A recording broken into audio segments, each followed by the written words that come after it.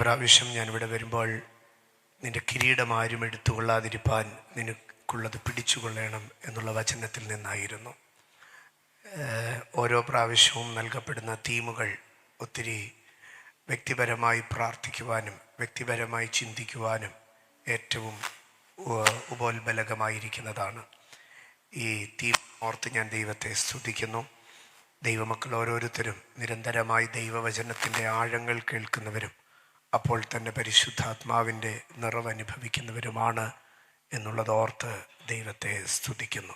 ആകയാൽ ദൈവവചനത്തിൻ്റെ പരിചിതമല്ലാത്ത കേവലം വിടുതലുകൾക്ക് വേണ്ടി മാത്രം നിൽക്കുന്ന ഒരു സമൂഹത്തിൻ്റെ നടുവിലല്ല, ദൈവരാജ്യത്തിൻ്റെ മഹത്വത്തിന് വേണ്ടി കൊതിക്കുന്ന നിത്യതയുടെ പ്രത്യാശയിൽ ജീവിക്കുന്ന ഒരു ശ്രേഷ്ഠ ദൈവജനത്തിൻ്റെ നടുവിലാണ് ഞാൻ നിൽക്കുന്നതെന്നുള്ള തിരിച്ചറിവോടുകൂടെ ദൈവവചന ശുശ്രൂഷയിലേക്ക് പ്രവേശിക്കുന്നു.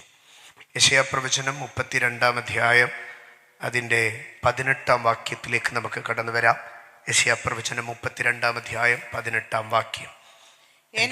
എന്റെ ജനം സമാധാന നിവാസത്തിലും നിർഭയ വസതികളിലും സ്വൈരമുള്ള വിശ്രാമ സ്ഥലത്തും പാർക്കും. എന്റെ ജനം സമാധാന നിവാസത്തിലും നിർഭയ വസതികളിലും സ്വൈരമുള്ള വിശ്രാമ സ്ഥലങ്ങളിലും പാർക്കും.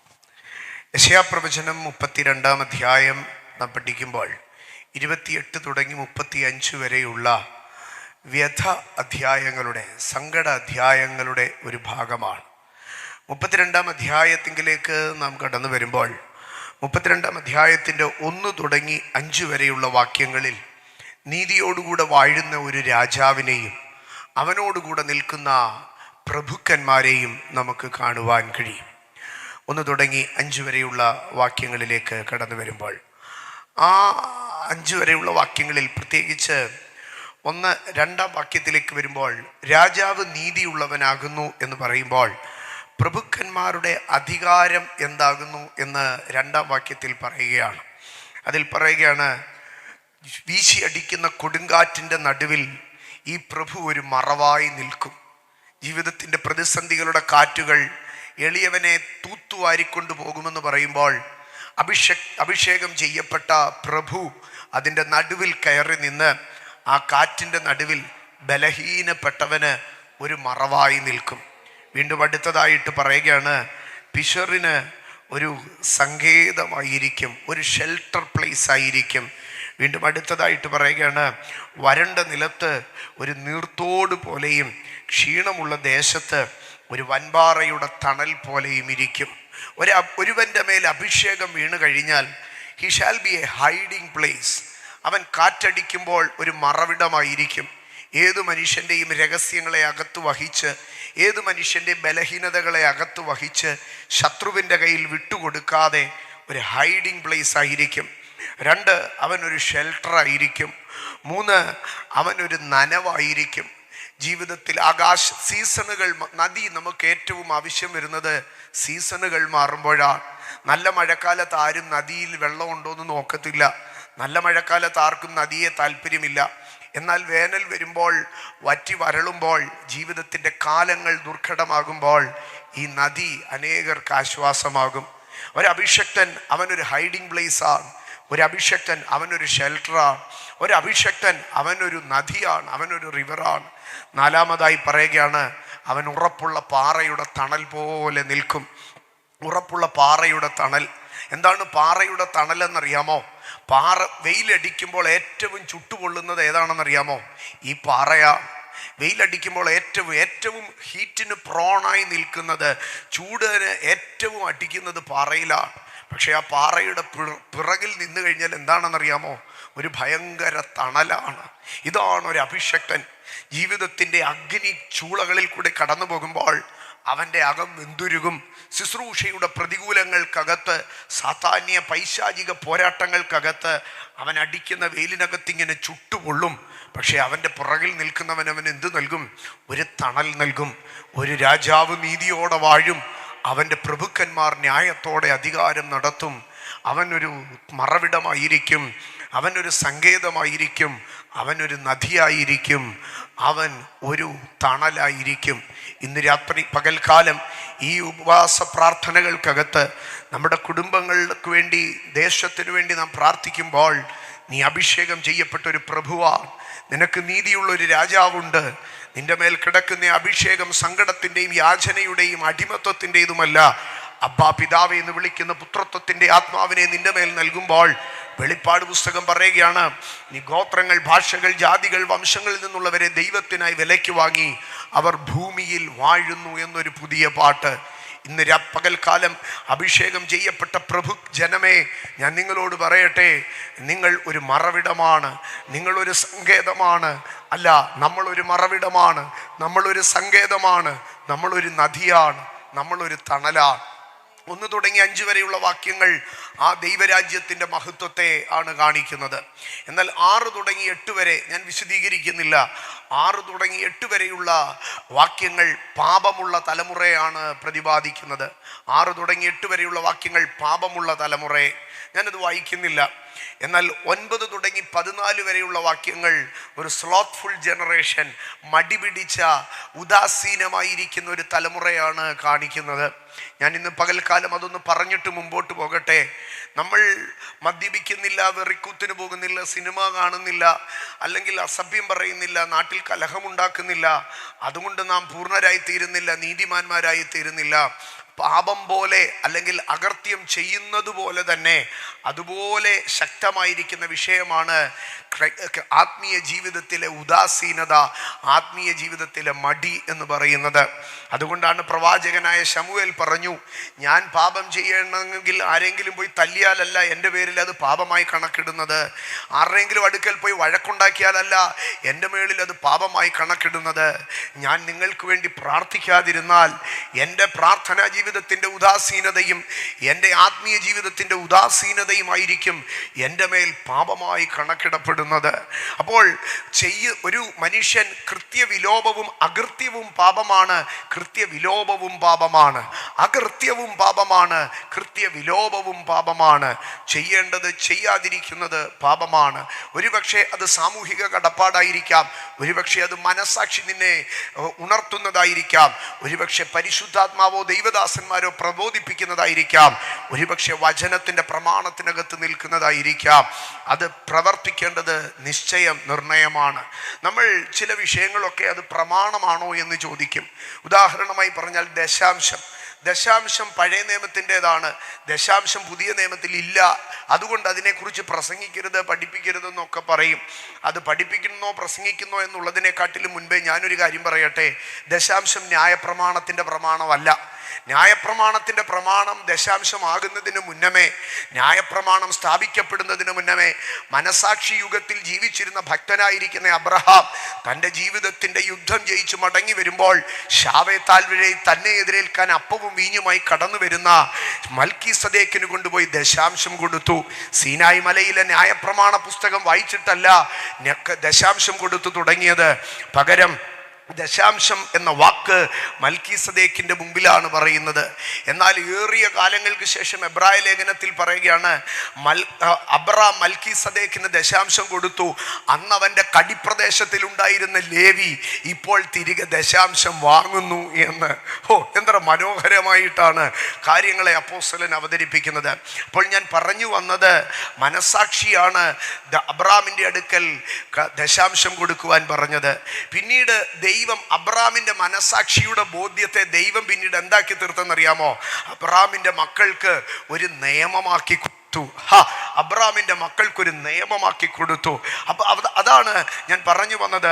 നമ്മുടെ ഉള്ളം നമ്മളോട്, നമ്മുടെ മനസാക്ഷി നമ്മളോട്, പരിശുദ്ധാത്മാവ് നമ്മളോട്, സമൂഹം നമ്മളോട്, വചനം നമ്മളോട്, സഭ നമ്മളോട്, അഭിഷക്തന്മാർ നമ്മളോട് പറയുന്നതായ നിയമങ്ങളെ അല്ലെങ്കിൽ കടപ്പാടുകളെ നാം ചെയ്യാതെ പോകുന്നുവെങ്കിൽ അത് പാപമാണ്. അകൃത്യം മാത്രമല്ല പാപം, കൃത്യവിലോപവും പാപമാണ്. ഞാൻ മുൻപോട്ട് പോകട്ടെ.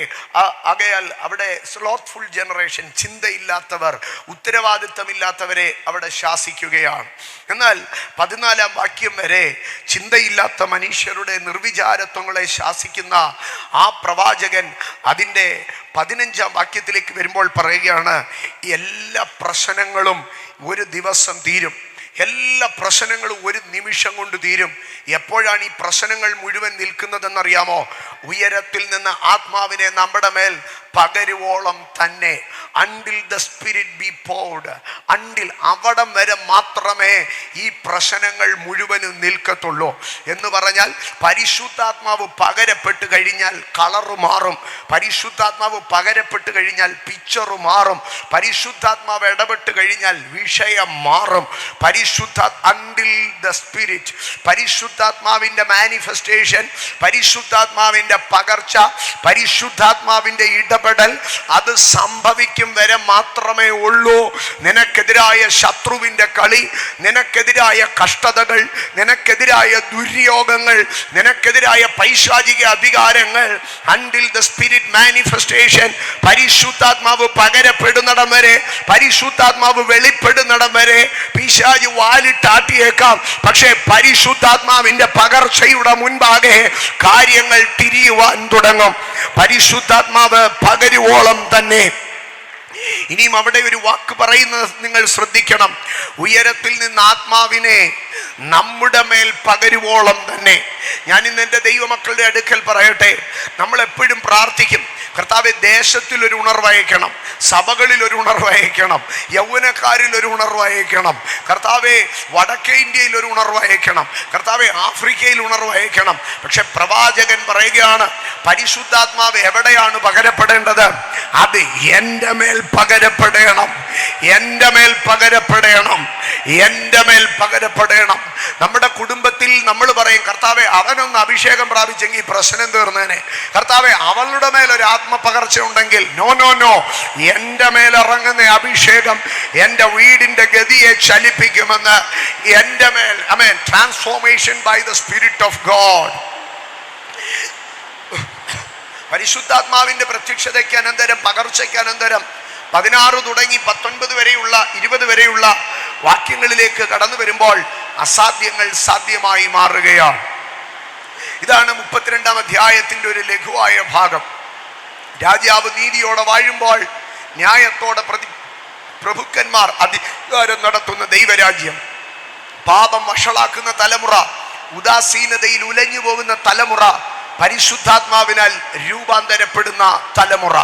ഇന്ന് പകൽക്കാലം പാപത്താൽ അലഞ്ഞു പോകുന്ന, ഉദാസീനതയാൽ വലഞ്ഞു പോകുന്ന ഒരു തലമുറയല്ല നമ്മൾ, പകരമോ പരിശുദ്ധാത്മാവിനാൽ രൂപാന്തരപ്പെടുന്ന ഒരു തലമുറയായി തീരും നമ്മൾ. വായിച്ച വേദഭാഗത്തിലേക്ക് കടന്നു വരാം. 32-ാം അധ്യായം അതിൻ്റെ 18-ാം വാക്യം. അതാണല്ലോ അഭിഷക്തന്മാരുടെ പ്രാർത്ഥനാ മുറിയിൽ ദൈവം ഈ ഉപവാസങ്ങളിലെ നിയോഗമായി കൈമാറിയത്. അതിലെ ചെറിയ പരിശുദ്ധാത്മാവ് എൻ്റെ പ്രാർത്ഥനാ മുറിയിൽ വെളിപ്പെടുത്തിയ ചെറിയ വിഷയങ്ങൾ മാത്രം നിങ്ങളുമായി പങ്കുവയ്ക്കാം. വരും ദിനങ്ങളിൽ അതിശ്രേഷ്ഠരായ ദൈവഭൃത്യന്മാർ ഇതിനകത്ത് ശുശ്രൂഷിക്കുമ്പോൾ ആ വചനത്തിൻ്റെ ആഴവും വെളിപ്പാടും മർമ്മങ്ങളും അധികാരവും മാനിഫെസ്റ്റേഷനുകളും ഇതിനകത്തുണ്ടാകുമെന്നുള്ളത് ഓർത്ത് ഞാൻ ദൈവത്തിന് സ്തോത്രം ചെയ്യുന്നു. വായിച്ച വേദഭാഗത്തിൽ ഇങ്ങനെയാണ് പറയുന്നത്, എൻ്റെ ജനം സമാധാന നിവാസത്തിലും നിർഭയ വസതിയിലും സ്വൈരമുള്ള വിശ്രാമ സ്ഥലങ്ങളിലും പാർക്കും. അപ്പോൾ അവിടെ പറയുകയാണ്, സമാധാനമുള്ള ഒരു വീടുണ്ട്, നിർഭയമുള്ള ഒരു വീടുണ്ട്, സ്വൈരമുള്ള ഒരു വീടുണ്ട്, വിശ്രാമിക്കത്തക്കതായ ഒരു സ്ഥലം ഉണ്ട്. 4 വാഗ്ദത്തങ്ങളാണ് പറയുന്നത്. 1 സമാധാനമുള്ള സ്ഥലം, 2 ഭയമില്ലാത്ത സ്ഥലം, 3 സ്വൈരതയുള്ള സ്ഥലം, 4 വിശ്രമിക്കാൻ പറ്റിയ സ്ഥലം. ഇത് 4ഉം ഉണ്ട്. ഇത് 4ഉം ഇല്ല എന്ന് ചിന്തിക്കരുത്, ഇത് 4ഉം ഉണ്ട്. പക്ഷേ ഈ വാഗ്ദത്തം സർവലൗകികമായ ഒരു വാഗ്ദത്തമല്ല. സർവലൗകികമായ ഒരു വാഗ്ദത്തം മുഴു മാനവരാശിക്കും വേണ്ടി ആമേൻ യഥേഷ്ടം വെച്ചു കൊടുക്കുന്ന ഒരു വാഗ്ദത്തം അല്ല ഈ വാഗ്ദത്തം. ഈ വാഗ്ദത്തം ഒരു പർട്ടിക്കുലർ വിഭാഗത്തിന് വേണ്ടി മാത്രം ദൈവം പറയുന്ന വാഗ്ദത്തമാണ്. സമാധാനം മുഴു ലോകത്തിനുമെന്നല്ല പറഞ്ഞത്, നിർഭയത്വം സകല രാജ്യങ്ങളിലും എന്നല്ല പറഞ്ഞത്, സ്വൈര്യത സകല പട്ടണങ്ങളിൽ നിന്നല്ല പറഞ്ഞത്, വിശ്രാമം എല്ലാ വലിയ റിസോർട്ടുകളിലുമെന്നുമല്ല പറഞ്ഞത്. പകരം എൻ്റെ ജനം എവിടെ പാർക്കുമോ അവിടെ സമാധാനം ഉണ്ടാകാം. എൻ്റെ ജനം എവിടെ വസിക്കുമോ അവിടെ നിർഭയത്വം ഉണ്ടാകും. എൻ്റെ ജനം എവിടെ വസിക്കുമോ അവിടെ സ്വൈര്യതയുണ്ടാകും. എൻ്റെ ജനം എവിടെ വസിക്കുമോ അവിടെ വിശ്രാമം ഉണ്ടാകും. അവിടെ തമ്പുരാൻ അധികാരത്തോടുകൂടി പറയുകയാണ്, മൈ പീപ്പിൾ, എൻ്റെ ജനം, എൻ്റെ ജനം, എൻ്റെ ജനം, എൻ്റെ ജനം. അങ്ങനെയെങ്കിൽ ഇന്ന് പകൽ ഞാൻ ആരംഭത്തിലെ ഭാഗം പറയുകയാണ്. നിങ്ങളുടെ വീട്ടിൽ സമാധാനം ഉണ്ടാക്കാൻ നിങ്ങൾ പ്രയാസപ്പെടണ്ട. നിങ്ങളുടെ കുടുംബത്തിൽ നിങ്ങളുടെ പ്രശ്നങ്ങളിൽ നിർഭയത്വം ഉണ്ടാക്കാൻ നിങ്ങൾ പ്രയാസപ്പെടണ്ട. അത് ദൈവം ചെയ്തോളും. പകരം നമ്മൾ എന്തായി തീർന്നാൽ മതി? നമ്മൾ ദൈവത്തിന്റെ ജനമായി നിന്നാൽ മതി. നമ്മൾ ദൈവത്തിന്റെ ജനമായി നിന്നാൽ മതി. ഞാൻ ദൈവത്തിനുള്ളവൻ. അധരം തുറന്നിന്ന് പകൽ പറഞ്ഞ്, ഞാൻ ദൈവത്തിനുള്ളവൻ, ഞാൻ ദൈവത്തിനുള്ളവൻ. ആമേൻ. ഞാനൊരു ജാതിക്കുള്ളവനല്ല, ഞാനൊരു മതത്തിനുള്ളവനല്ല, ഞാനൊരു രാഷ്ട്രീയത്തിനുള്ളവനല്ല, ഞാനൊരു സംഘടനയ്ക്കുള്ളവനല്ല, ഞാൻ സഭയിലെ ഇന്ന ഗ്രൂപ്പിനുള്ളവനല്ല, ഞാൻ ഇന്ന വിഭാഗത്തിനുള്ളവനല്ല, ഞാൻ ഇന്ന കൂട്ടുകാരുടെ കൂടെ ഉള്ളവനല്ല. ഞാൻ ആർക്കുള്ളവനാണെന്ന് ചോദിച്ചാൽ എന്നെ എന്റേതെന്ന് പറയാൻ അവകാശമുള്ള, എന്നെ എന്റേതെന്ന് പറയാൻ അവകാശമുള്ള ഒരേ ഒരുത്തനെ ഇന്ന് ഉലകത്തിലും സ്വർഗത്തിലുമുള്ളോ അത് ഞാൻ ആരാധിക്കുന്ന ദൈവമാണ്. ഇവൻ ഞങ്ങളുടെ ആളെന്ന് ആരും പറയണ്ട. ഇവൻ ഞങ്ങളുടെ കൂട്ടത്തിലുള്ളവനാണെന്ന് ആരും പറയണ്ട. I belong to God. I am the possession of God. ഞാൻ ദൈവത്തിന്റെ വകയാണ്. ഒരു നിമിഷം ആദരം തുറന്ന് പറഞ്ഞാട്ടെ, ഞാൻ ദൈവത്തിന്റെ വകയാണ്, ഞാൻ ദൈവത്തിന്റെ വകയാണ്, ഞാൻ ദൈവത്തിന്റെ വകയാണ്, ഞാൻ ദൈവത്തിന്റെ വകയാണ്. എൻ്റെ ജനം. അപ്പോൾ ചോദിക്കും, ആരാണ് എൻ്റെ ജനം? യെരമ്യാ പ്രവചനം 31-ാം അധ്യായത്തിലേക്ക് വരുമ്പോൾ ഞാൻ അതിലൊരു 5 ഭാഗം പറഞ്ഞ് മുമ്പോട്ട് പോകാം. ഇന്ന് പകൽ ഒരു യാഥാർത്ഥ്യം തിരിച്ചറിയണം. ദൈവത്തിന്റെ ജനത്തിന്, എൻ്റെ ജനം എന്ന് പറയുന്ന ഒരുത്തന് മാത്രമേ ഈ 4 അനുഗ്രഹങ്ങൾ പ്രാപിക്കാൻ കഴിയത്തുള്ളൂ. എൻ്റെ ജനമെന്ന് ദൈവം ഒരുത്തനെ കുറിച്ച് പറഞ്ഞാലേ അവന് സമാധാനം ഉണ്ടാകത്തുള്ളൂ, അവന് നിർഭയത്വം ഉണ്ടാകത്തുള്ളൂ, അവന് സ്വൈര്യത ഉണ്ടാകത്തുള്ളൂ, അവന് റെസ്റ്റ്, അവന് വിശ്രാമം ഉണ്ടാകത്തുള്ളൂ. ആമേൻ. നിങ്ങൾ വിശ്രാമം ഉണ്ടാക്കണ്ട, നിങ്ങൾ സ്വൈര്യത ഉണ്ടാക്കണ്ട, നിങ്ങൾ ഭയം പോകാൻ ഒന്നും ചെയ്യണ്ട, നിങ്ങൾ സമാധാനം ഉണ്ടാക്കാൻ ബന്ധപ്പെടണ്ട. പകരം നിങ്ങൾ ഒന്ന് ചെയ്താൽ മതി. നിങ്ങൾ ദൈവത്തിന്റെ അല്ല, നമ്മൾ ദൈവത്തിന്റെ ജനമായിരുന്നാൽ മതി. ദൈവത്തിന്റെ ജനമായിരുന്നാൽ മതി. എന്താണ് ദൈവത്തിന്റെ ജനത്തിന്റെ പ്രത്യേകത? യെരമ്യാ പ്രവചനം 31-ാം അധ്യായം അതിൻ്റെ 33-ാം വാക്യത്തിലേക്ക് വരുമ്പോൾ അത് കാൽവറിയെ കുറിച്ചുള്ള ഒരു പ്രൊഫറ്റിക്കൽ മെസ്സേജാണ്. എന്നാൽ അതിലെ എല്ലാ ഭാഗത്തെയും ഞാൻ എടുക്കുന്നില്ല. യെരമ്യാ പ്രവചനം 31-ാം അധ്യായം അതിൻ്റെ 33-ാം വാക്യത്തിലേക്ക് വരുമ്പോൾ അവിടെ പറയുകയാണ്, എന്നാൽ ഈ കാലം കഴിഞ്ഞ ശേഷം.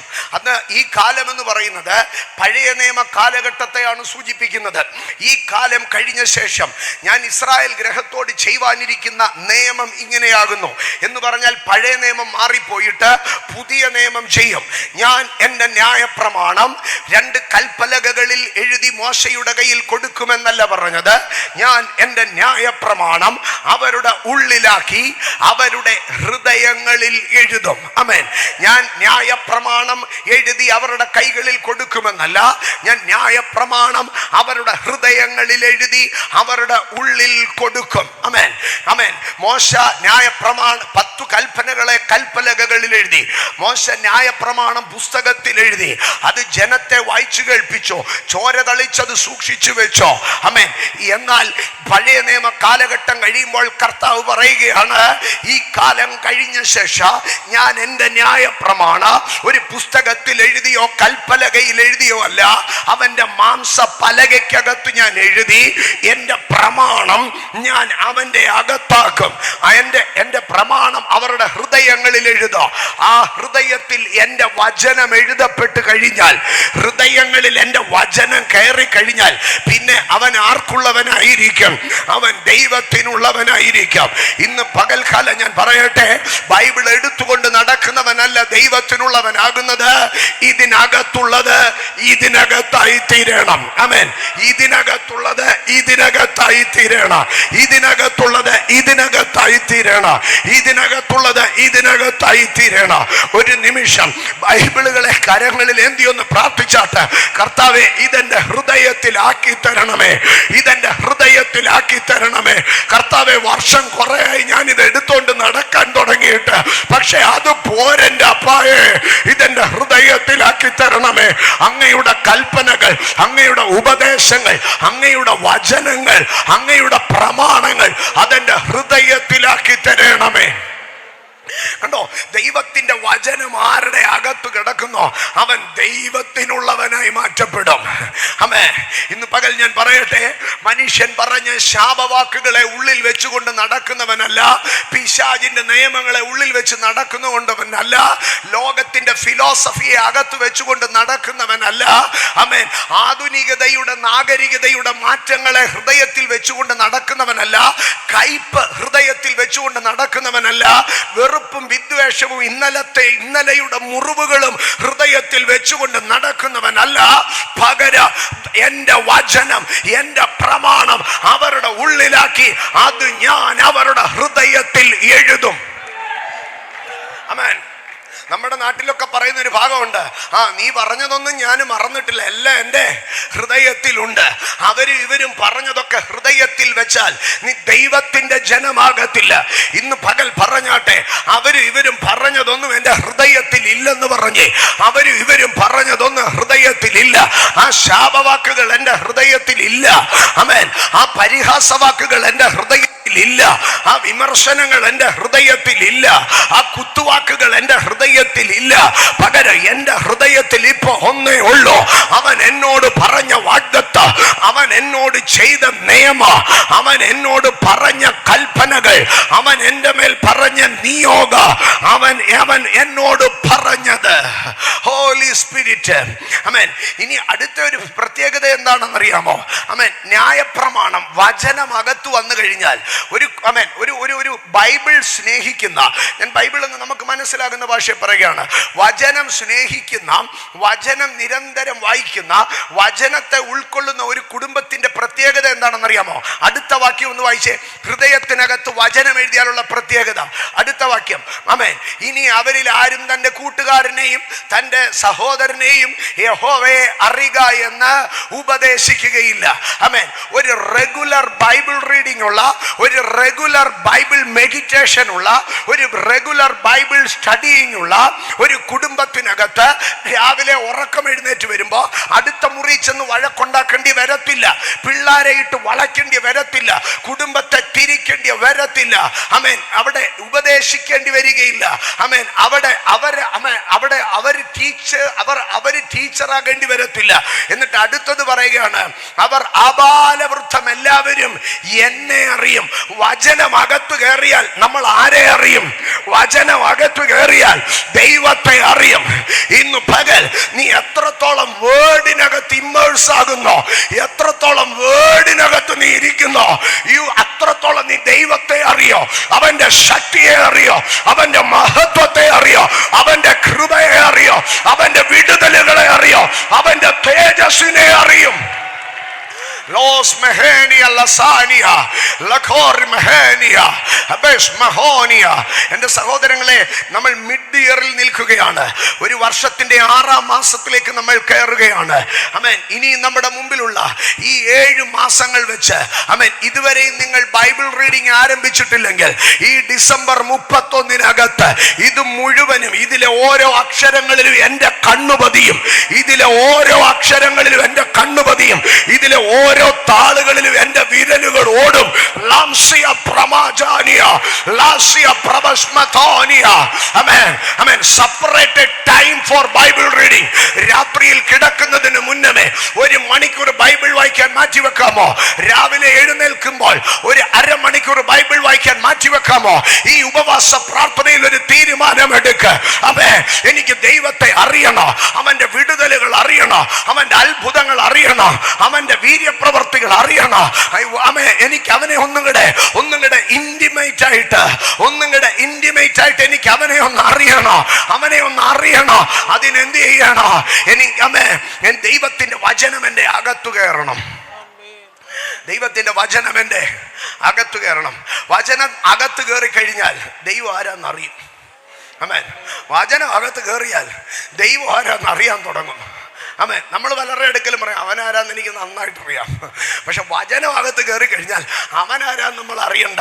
പകരം എന്ത് ചെയ്യണം? ദൈവം ആരാന്ന് അറിയണം. ശൗലിന് ഗോലിയാത്ത് ആരാണെന്ന് നന്നായിട്ട് അറിയാം. ആമേൻ. അതുകൊണ്ടല്ലേ പറഞ്ഞത് അവൻ ബാല്യം മുതലേ യോദ്ധാവാകുന്നു എന്ന് പറഞ്ഞാൽ പുള്ളിയുടെ കിൻഡർ ഗാർട്ടൻ വരെയുള്ള ചരിത്രം ശൗല് പഠിച്ചിട്ട് വന്ന് നിൽക്കുക. എൻ്റെ ശൗലെ, നീ ഗോലിയാത്തിന്റെ കിൻഡർ ഗാർട്ടൻ ചരിത്രം പഠിച്ചു വന്നിട്ട് വല്ല പ്രയോജനമുണ്ടോ?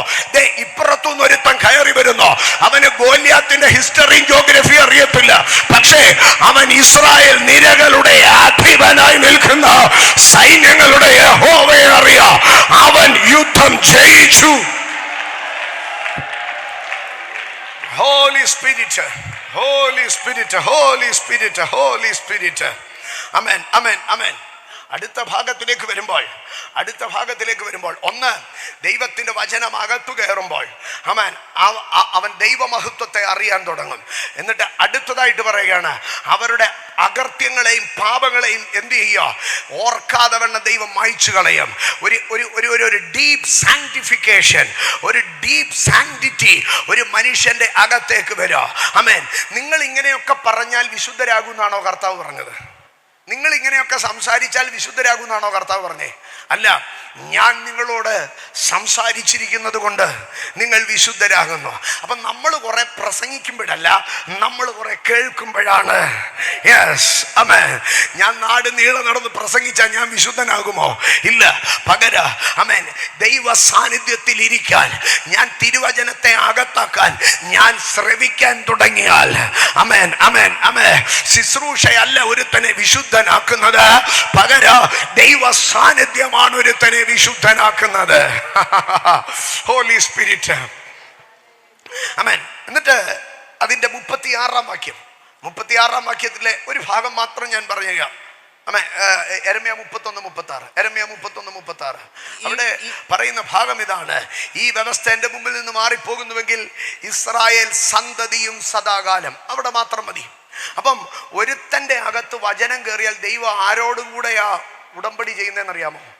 അവനോടുകൂടെയും അവൻ്റെ തലമുറകളോടുകൂടെയും. നിങ്ങൾ ശ്രദ്ധിച്ചു കഴിഞ്ഞാൽ ദൈവം നോഹയെ നീതിമാൻ എന്ന് കണ്ടു. നോഹ പെട്ടകത്തിൽ കയറി, നോഹയെ ഓർത്തു. ഉൽപ്പത്തി പുസ്തകം 7-ാം അധ്യായം 1-ാം വാക്യം. 8-ാം അധ്യായം 1-ാം വാക്യത്തിൽ ദൈവം നോഹയെ ഓർത്തു. 9-ാം അധ്യായം 1-ാം വാക്യത്തിലേക്ക് വരുമ്പോൾ ദൈവം നോഹയെ അനുഗ്രഹിച്ചു എന്ന് പറയുകയാണ്. പക്ഷേ 7-ാം അധ്യായത്തിൽ ദൈവം നോഹയെ മാത്രമായിട്ടാണ് സംസാരിക്കുന്നത്. 8-ാം അധ്യായത്തിൽ നോഹയുടെ കൂടെയുള്ള എല്ലാവരെയും ഓർക്കുകയാണ്. പക്ഷെ 9-ാം അധ്യായത്തിലേക്ക് കടന്നു വരുമ്പോൾ 9-ാം അധ്യായം 1-ാം വാക്യത്തിൽ ദൈവം നോഹയെയും അവൻ്റെ പുത്രന്മാരെയും അനുഗ്രഹിച്ചു. ആമേൻ. 8-ാം അധ്യായം വരെ ദൈവവും നോഹയും കൂടെ പേഴ്സണൽ ബന്ധമായിരുന്നു. പക്ഷെ 9-ാം അധ്യായത്തിലേക്ക് വന്നപ്പോൾ അതൊരു ജനറേഷണൽ റിലേഷനായി മാറ്റപ്പെട്ടു. ഇന്ന് പകൽക്കാലം തിരിച്ചറിയണം ദൈവ പൈതലേ, ദൈവത്തിൻ്റെ ജനമായി നിൽക്കാൻ അവൻ്റെ ന്യായപ്രമാണത്തെ നീ അകത്തേക്ക് ഭക്ഷിക്കാൻ തുടങ്ങിയാൽ, അതുകൊണ്ടാ ആമേൻ, തേനിനെ പോലെ തേങ്കട്ടയെ പോലെ meditate the word of God. ആമേൻ. The word of God is not to read, but it is to meditate. It is to അത് വായിച്ചു കളയാനുള്ളതല്ല, അത് അയവിറക്കത്തക്കവണ്ണം ഹൃദയത്തിലേക്ക് കയറാനുള്ളതാണ്. ഞാൻ മുൻപോട്ട് പോകട്ടെ. ഒന്ന്, ദൈവത്തിന്റെ ജനത്തിന്റെ അകത്ത് എന്ത് കിടക്കും? ദൈവത്തിന്റെ വചനം കിടക്കും. 2, ദൈവജനത്തിന്റെ പ്രത്യേകത. ഞാൻ 1-2 ഭാഗങ്ങളെ പറയുന്നുള്ളൂ, മുമ്പോട്ട് പോകും. സെഖറിയ പ്രവചനം 13-ാം അധ്യായം അതിൻ്റെ 9-ാം വാക്യത്തിലേക്ക് വരുമ്പോൾ, സെഖറിയ പ്രവചനം 13-ാം അധ്യായം 9-ാം വാക്യം, അവിടെ ഇങ്ങനെയാണ് പറയുന്നത്: 1/3 അംശം ഞാൻ തീയിൽ കൂടി കടത്തി, വെള്ളി ഊതി കഴിക്കുന്നത് പോലെ അവരെ ഊതി കഴിക്കും, പൊന്ന് ശോധന കഴിക്കുന്നത് പോലെ അവരെ ശോധന കഴിക്കും. അവർ എൻ്റെ നാമത്തെ വിളിച്ചപേക്ഷിക്കുകയും ഞാൻ അവർക്ക് ഉത്തരമരുളുകയും ചെയ്യും. അവർ എൻ്റെ ജനമെന്ന് ഞാൻ പറയും, യഹോവ എൻ്റെ ദൈവമെന്ന് അവരും പറയും. ആമേൻ. ഇവിടെ ആരെയാണ് ദൈവം തൻ്റെ ജനമെന്ന് വിളിക്കുന്നതെന്നറിയാമോ? അവിടെ 3 കാര്യങ്ങളാണ് പറയുന്നത്. ഒന്നാമതായി പറയുകയാണ്, ആമേൻ, 1/3 അംശം ഞാൻ തീയിൽ കൂടി കടത്തി, വെള്ളി ഊതി കഴിക്കുന്നത് പോലെ അവരെ ഊതിക്കഴിക്കും എന്ന് പറയുകയാണ്. അതിന് ഇംഗ്ലീഷിൽ പറഞ്ഞിരിക്കുന്ന വേർഡ് റിഫൈൻ എന്ന പദമാണ് ഉപയോഗിച്ചിരിക്കുന്നത്. എന്ന് പറഞ്ഞാൽ അഴുക്ക് നീക്കുക, ശുദ്ധീകരിക്കുക. ആമേൻ. എന്നാൽ പൊന്ന് ശോധന കഴിക്കുക എന്നുള്ളതിന് പറയുന്നത് ട്രൈഡ് എന്നാണ് പറയുന്നത്, അല്ലെങ്കിൽ പ്രൂവ് ചെയ്യുക എന്നുള്ളത്. ഒരു മനുഷ്യന്റെ കഷ്ടതയ്ക്ക് രണ്ട് തലങ്ങളുണ്ട്. ആമേൻ. ഒരു മനുഷ്യന്റെ കഷ്ടതയ്ക്ക് രണ്ട് തലങ്ങളുണ്ട്. ഒന്ന്, കഷ്ടത നമ്മളെ ശുദ്ധീകരിക്കാൻ വേണ്ടി ദൈവം അനുവദിക്കും. കഷ്ടത നമ്മളെ ശുദ്ധീകരിക്കാൻ വേണ്ടി ദൈവം അനുവദിക്കുക. ആമേൻ. നിന്റെ വചനങ്ങളെ പഠിപ്പാൻ തക്കവണ്ണം ഞാൻ കഷ്ടതയിലായത് എനിക്ക് ഗുണമായി. ആമേൻ. ജീവിതത്തിന്റെ കഷ്ടതകൾ നമ്മുടെ ശുദ്ധീകരണത്തിലേക്ക് നമ്മളെ കൊണ്ടുപോകുക. നമ്മുടെ പാപങ്ങളെ ഏറ്റുപറയുവാൻ, കുറവുകളെ ദൈവസന്നിധിയിൽ തിരിച്ചറിയുവാൻ. യാക്കോബിന്റെ ലേഖനത്തിൽ രോഗിയായി നിൽക്കുന്നവൻ തമ്മിൽ പാപങ്ങളെ ഏറ്റുപറയുകയാണ്. മാത്രമല്ല, ഒരുവൻ രോഗിയായി കിടക്കുമ്പോൾ സഭയിൽ നിന്ന് മൂപ്പന്മാർ വന്ന് പ്രാർത്ഥിക്കുന്നു. ആരൊക്കെയാ പാപം ഏറ്റുപറയുന്നത്? തമ്മിൽ പാപങ്ങൾ. അപ്പൊ ഒരുവന്റെ രോഗം സഭയ്ക്ക് മുഴുവനും എന്തായി തീർന്നു? വിശുദ്ധീകരണമായി തീർന്നു. അപ്പം ജീവിതത്തിന്റെ കഷ്ടതകൾ, യോനയുടെ കപ്പലിൽ അടിച്ച കാറ്റ് യോനയുടെ മാനസാന്തരത്തിന് കാര്യമായി തീർന്നു. അപ്പം ജീവിതത്തിൽ റിഫൈനിങ് ട്രയൽസ് ഉണ്ട്. നമ്മുടെ പ്രതിസന്ധികൾ നമ്മളെ എന്ത് ചെയ്യും? വിശുദ്ധീകരിക്കുക. പക്ഷേ എല്ലാ കാലവും കഷ്ടതകൾ വിശുദ്ധീകരണത്തിനല്ല.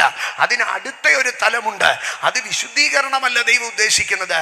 ആമേൻ. ട്രൈഡ് എന്ന് പറഞ്ഞാൽ ദൈവം പ്രൂവ് ചെയ്യാൻ ആഗ്രഹിക്കുകയാണ്. ഇയ്യോബിന്റെ കഷ്ടതയിൽ കൂടെ ഇയ്യോബ് വിശുദ്ധീകരിക്കപ്പെടുകയായിരുന്നോ? അല്ല, ഇയ്യോബിന്റെ കഷ്ടതയിൽ കൂടെ ഇയ്യോബ് പ്രൂവ് ചെയ്യപ്പെടുകയായിരുന്നു.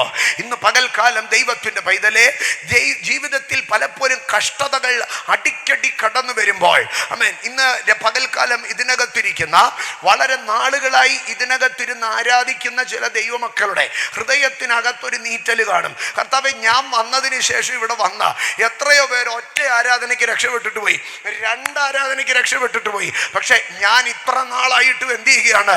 ഈ വെള്ളി ഊതി കഴിക്കും പോലെ, ഈ തീയിൽ കൂടെ പോലെ ഞാൻ പോവുകയാ. അവരുടെ പ്രാർത്ഥനയ്ക്ക് വിടുതൽ കിട്ടി, ഇവരുടെ പ്രാർത്ഥനയ്ക്ക് വിടുതൽ കിട്ടി. അവർക്ക് കഴിഞ്ഞ സൺഡേ വിടുതൽ കിട്ടി, ഇവർക്ക് കഴിഞ്ഞ 7 days ഫാസ്റ്റിംഗിൽ വിടുതൽ കിട്ടി. പക്ഷെ എൻ്റെ പ്രശ്നം ഇപ്പോഴും എന്ത് ചെയ്യുകയാണ്? അത് കുറച്ചും കൂടെ ഹയർ ലെവലിലേക്ക് വരികയാണ്. എന്താണ് കാര്യം? കർത്താവ് പറയുകയാണ്, നിന്നെ ശുദ്ധീകരിക്കാൻ ഒരു കാലത്ത് ഞാൻ നിന്നെ ഒത്തിരി തീക്കകത്തുകൂടി കടത്തിയിരുന്നു. പക്ഷേ നിന്റെ വേദനകൾ നീ പാപിയായതുകൊണ്ടോ, നിന്റെ പക്കൽ എന്തെങ്കിലും ദോഷമുണ്ടായതുകൊണ്ടോ, നിന്നെ കൊള്ളാത്തത് കൊണ്ടോ അല്ല. പകരമോ, പരീക്ഷ സഹിക്കുന്ന മനുഷ്യൻ ഭാഗ്യവാൻ, അവൻ കൊള്ളാകുന്നവനെന്ന് തെളിയോ. നിനക്കെതിർ നിൽക്കുന്ന പൈശാചിക മണ്ഡലങ്ങളുടെ മുൻപാകെ, ദുഷ്ടന്റെ ക്ലെയിമുകളുടെ മുൻപാകെ, നീ ദൈവത്താൽ തെരഞ്ഞെടുക്കപ്പെട്ടവനാണെന്ന് നിന്നെ തെളിയിക്കാൻ ദൈവത്തിന് ആവശ്യമുണ്ട്. ആമേൻ. കഷ്ടത 1 എന്റെ വിശുദ്ധിയായി തീരുമെങ്കിൽ, കഷ്ടത 2 അതെന്റെ തേജസ്സായി മാറ്റപ്പെടും. ഇന്ന് പകൽ പറഞ്ഞേ, 1 കഷ്ടത ഈ ഭൂമിയിൽ എന്നെ വിശുദ്ധനാക്കുമെങ്കിൽ, കഷ്ടത 2 നിത്യതയിൽ എന്നെ തേജസ്സുള്ളവനാക്കി തീർക്കോ. ആമേൻ. ഈ കഷ്ടതയിൽ വിശുദ്ധീകരിക്കപ്പെടുകയോ, ഈ കഷ്ടതയിൽ കൂടെ തേജസ് പ്രാപിക്കുകയും ചെയ്യുന്ന മനുഷ്യനെ നോക്കിയിട്ട് ദൈവം പറയുകയാണ്, ഞാൻ അവനെ എന്ത് വിളിക്കോ? അവൻ എനിക്കുള്ളവൻ, അവനെ ഞാൻ എൻ്റെ ജനമെന്ന് വിളിച്ചു പറയോ. സെക്കറിയ 13:1-9 അവർ എൻ്റെ ജനമെന്ന് ഞാൻ പറയും. ഞങ്ങള് ദൈവമക്കളാണെന്ന് നമ്മൾ പറയുന്നല്ല പറഞ്ഞത്, പകരമോ അവൻ എന്റേതാണെന്ന് ദൈവം പറയോ. അതിനെന്താ ക്വാളിറ്റി എന്നറിയാമോ? അവനെ ഞാൻ വെള്ളി ഊതി കഴിക്കും പോലെ ഊതിക്കഴിച്ചു. പൊന്ന് പരിശോധിക്കും പോലെ അവൻ പരിശോധിക്കപ്പെട്ടു. ഓരോരുത്തർ വന്നപ്പോഴും പറഞ്ഞു, ഇത് ചുമ്മാതെ മുക്കുവണ്ടമാണെന്ന്. ഞാൻ പറഞ്ഞു, ഒരച്ചു നോക്കിക്കൊള്ളാൻ പറഞ്ഞു. ഓരോ പാതാള ശക്തികളോ, ഓരോ ദേശാന്തകാര ശക്തികളോ, ഓരോ പ്രതികൂലങ്ങളും വന്നിട്ട് പറഞ്ഞു, ഇവൻ ഡ്യൂപ്ലിക്കേറ്റ് ആണെന്ന്. പക്ഷേ എന്റെ രക്തത്താൽ വീണ്ടെടുത്ത്, എന്റെ കൃപ കൊണ്ട് അഭിഷേകം ചെയ്ത്, ലോകസ്ഥാപനത്തിന് മുന്നമേ എന്റെ നിത്യനിർണയത്താൽ ഞാൻ അവനെ തെരഞ്ഞെടുത്തത് അവൻ ഡ്യൂപ്ലിക്കേറ്റ് അല്ലെന്നോ, രാത്രിയുടെ യാമങ്ങളിൽ എന്റെ മുമ്പാകെ നിലമ്പാട് വീണ് കരയുന്നവനാണെന്നോ, എന്റെ നിയോഗത്തിൽ അവൻ ചലിക്കുന്നവനാണെന്നോ, എന്റെ വാഗ്ദത്തങ്ങൾ അവന്റെ മേൽ കിടപ്പുണ്ടെന്നോ ഞാൻ പ്രൂവ് ചെയ്യേണ്ടതിന് ഞാൻ പറഞ്ഞു, എടുത്ത് എടുത്തൊരച്ച് നോക്കിക്കോളാൻ പറഞ്ഞു. എടുത്തൊരച്ച് നോക്കിക്കോളാൻ പറഞ്ഞു. അവൻ പറഞ്ഞു, ഒരച്ചാ പോരാ, എത്ര സ്വർണം, എത്ര തങ്ക, എത്ര ചെമ്പുണ്ടെന്നറിയണമെന്ന്. തമ്പുരാൻ പറഞ്ഞു, ഒരച്ചിട്ട് മതിയായില്ലെങ്കിൽ നീ അതിനെ ഒന്ന് ഉരുക്കി നോക്ക്. ഉരുക്കുമ്പം തട്ടാൻ അറിയാലോ അകത്ത് ചെമ്പ് കറങ്ങിയിട്ടുണ്ടോ എന്ന്. ഇന്ന് പകൽ ദൈവത്തിന്റെ പൈതല്, ചില പരിശോധനകൾ ആദ്യം ഒരു ഒരസലായിരിക്കും, പക്ഷെ ഒരസലിൽ തീരാതെ അത് അഗ്നിക്കകത്ത് ഉരുകുമ്പോൾ നീ അറിയണം, the Lord is proving me. കർത്താവേ, ഇത്രയൊക്കെ എന്നെ പ്രൂവ് ചെയ്തിട്ട് എനിക്ക് എന്തോ കിട്ടാനാ? എടാ, നിനക്കൊരു ഐഡന്റിറ്റി കിട്ടോ. നീ എന്റേതെന്ന് പറയുന്ന ദൈവത്തിൻ്റെത്. അങ്ങനെയെങ്കിൽ ഞാൻ പറയാ, കഷ്ടതയുടെ ഉരകല്ലിൽ ഉരയ്ക്കപ്പെട്ട് പ്രതിസന്ധിയുടെ തീച്ചൂളയിൽ ഉരുകപ്പെടുന്ന ദൈവത്തിന്റെ പൈതല്, നീ ദൈവത്തിന്റെ ജനമാണ്. നീ സമാധാന നിവാസത്തിലോ, നിർഭയ വസതിയിലോ, സ്വൈര്യതയ്ക്കകത്തോ, വിശ്രാമത്തിനകത്തും പാർക്കോ. ഇന്നിന്റെ പ്രതികൂലങ്ങളെ നോക്കി പറ, ഞാൻ ദൈവ പൈതലാണ്. I shall dwell in the peaceable habitation. ഒരു നിമിഷം കരമടിച്ച് പ്രതികൂലങ്ങളുടെ തീച്ചൂളയിൽ നിന്ന്, പ്രതിസന്ധികളുടെ കനലുകളിൽ നിന്ന് പറ, I shall dwell in the peaceable habitation.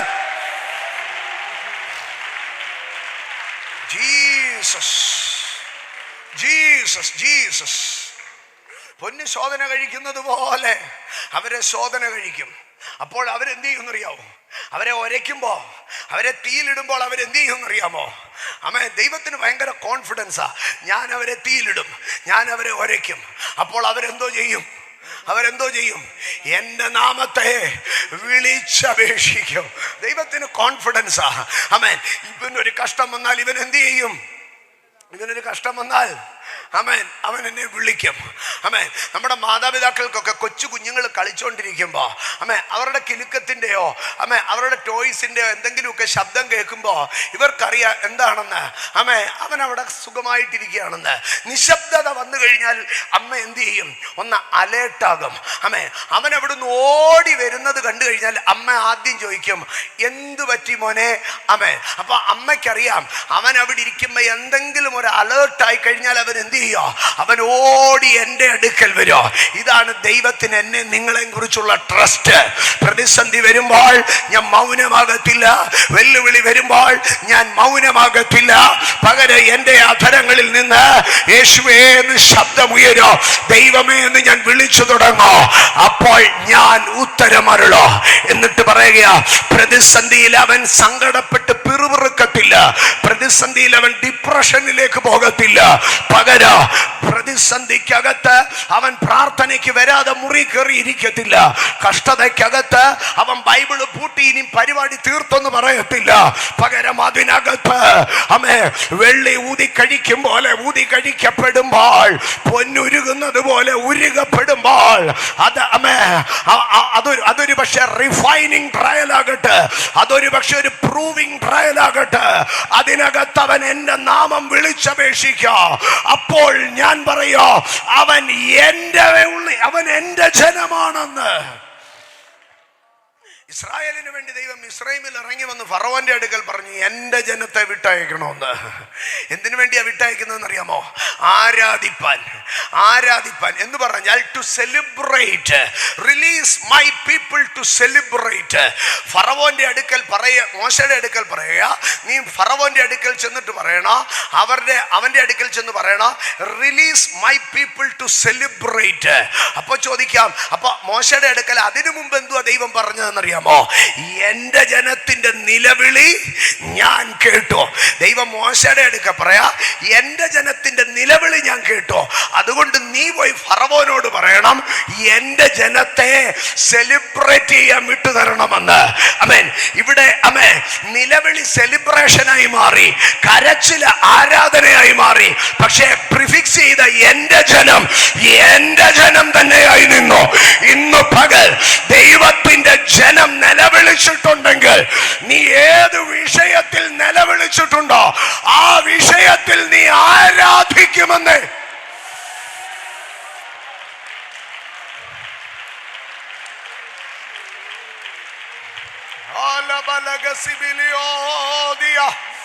പ്രിമിനി മിഗിരി ബധുനോ ജബ പ്രബേസ് പ്രിമിദുൽ ഹുഡുഖോടി ഗഠാനഗ വിഡബഗഡ മഹഡുഗുഡ ബധനാജിബേരി പ്രിമിരി ഗദുരി ബിരിഗി ഡഗഡ ഗഡ ഗഡ ഗഡ ദുരമദനഗ ജാരഗഡഗ ധിഗജാനഗദഗരാദിയ.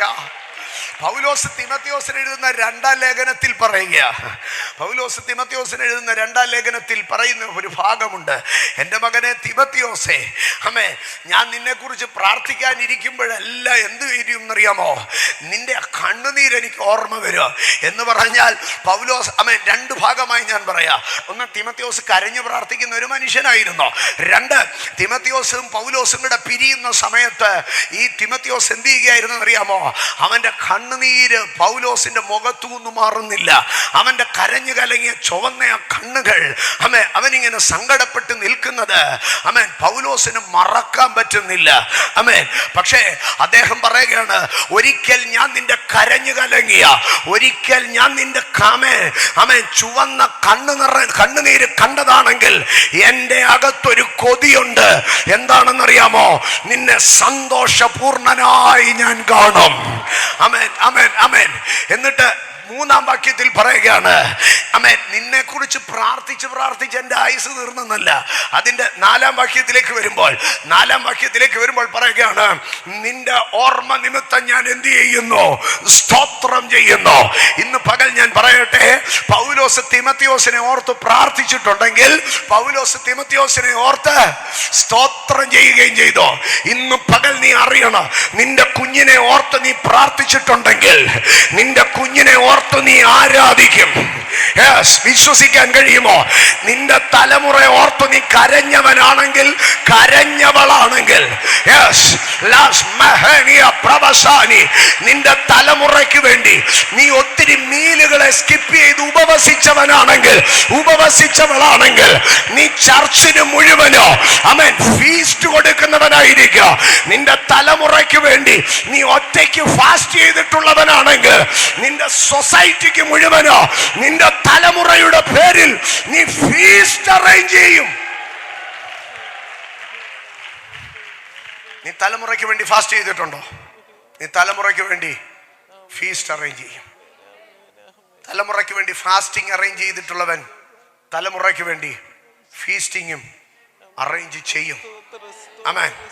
അത് ഉറപ്പാണെന്നൊന്ന് പറഞ്ഞേ. അത് ഉറപ്പാ. ആമേൻ. അപ്പോ ദൈവത്തിന്റെ ജനം, അകത്ത് വചനം കിടക്കുന്നവനാ ദൈവത്തിന്റെ ജനം. രണ്ട്, ദൈവത്തിന്റെ ജനം റിഫൈൻ ചെയ്യപ്പെടുന്നവനും പ്രൂവ് ചെയ്യപ്പെടുന്നവനും കഷ്ടതയിൽ കൂടെ പോകുന്നവനാ. അവൻ കഷ്ടതയിൽ കൂടെ പോകുമ്പോൾ മൂന്നാമത് അവൻ എന്ത് ചെയ്യുമെന്നറിയാമോ? അവൻ ദൈവത്തെ വിളിച്ചപേക്ഷിക്കുന്നവനാ. ഞാൻ ഇന്ന് എൻ്റെ ദൈവമക്കളുടെ അടുക്കൽ ഞാൻ പറയട്ടെ, നമ്മുടെ പ്രാർത്ഥനകളിൽ, എൻ്റെ ഒരു പേഴ്സണൽ ഒപ്പീനിയനാണ് കേട്ടോ, നമ്മുടെ പ്രാർത്ഥനകളിൽ നമ്മുടെ ആവശ്യങ്ങൾ പറയുന്നതിനേക്കാൾ കൂടുതൽ ആമേൻ നമ്മൾ എന്ത് ചെയ്യണമെന്നറിയാമോ? അവൻ്റെ നാമം വിളിച്ച് അപേക്ഷിക്കണം. അവൻ്റെ നാമം വിളിച്ച് അപേക്ഷിക്കണം. ആമേൻ. നമ്മുടെയൊക്കെ ഇടയിൽ നമ്മൾ കർത്താവേ എനിക്കാരുമില്ലേ എന്ന് പറയും. പ്രശ്നങ്ങളെ നമ്മൾ വലുതായിട്ട് പറയും. പക്ഷേ കർത്താവിൻ്റെ നാമത്തെ നമ്മൾ എന്ത് ചെയ്യുക? വളരെ ചെറുതായിട്ട് പറയും. 1000 കൂട്ടം പ്രശ്നം പറയുമ്പോൾ ഒരു വട്ടമായിരിക്കും കർത്താവെ എന്ന് വിളിക്കുന്നത്. നോ, യോഹന്നാൻ്റെ സുവിശേഷം 17-ാം അധ്യായത്തിലേക്കൊക്കെ വന്നാൽ യേശു കർത്താവ് ഓരോ പോയിന്റ് പ്രാർത്ഥിക്കാൻ നേരം പറയുന്നത് എന്താണെന്നറിയാമോ? പരിശുദ്ധ പിതാവേ, നീതിയുള്ള പിതാവേ, പിതാവേ, അപ്പായേ, അപ്പായേ, അപ്പായേ. ആമേൻ. നമ്മുടെയൊക്കെ കൊച്ചു പ്രായത്തില് ആമേൻ കൊച്ചു കുഞ്ഞുങ്ങൾ അമ്മയുടെ അടുക്കൽ ഒരു കാര്യം പറയണമെങ്കിൽ ആമേൻ ഒരു കാര്യം പറഞ്ഞു തീർക്കുന്നതിൻ്റെ ഇടയ്ക്ക് എത്ര വട്ടം അവൻ അമ്മയെന്ന് വിളിക്കും?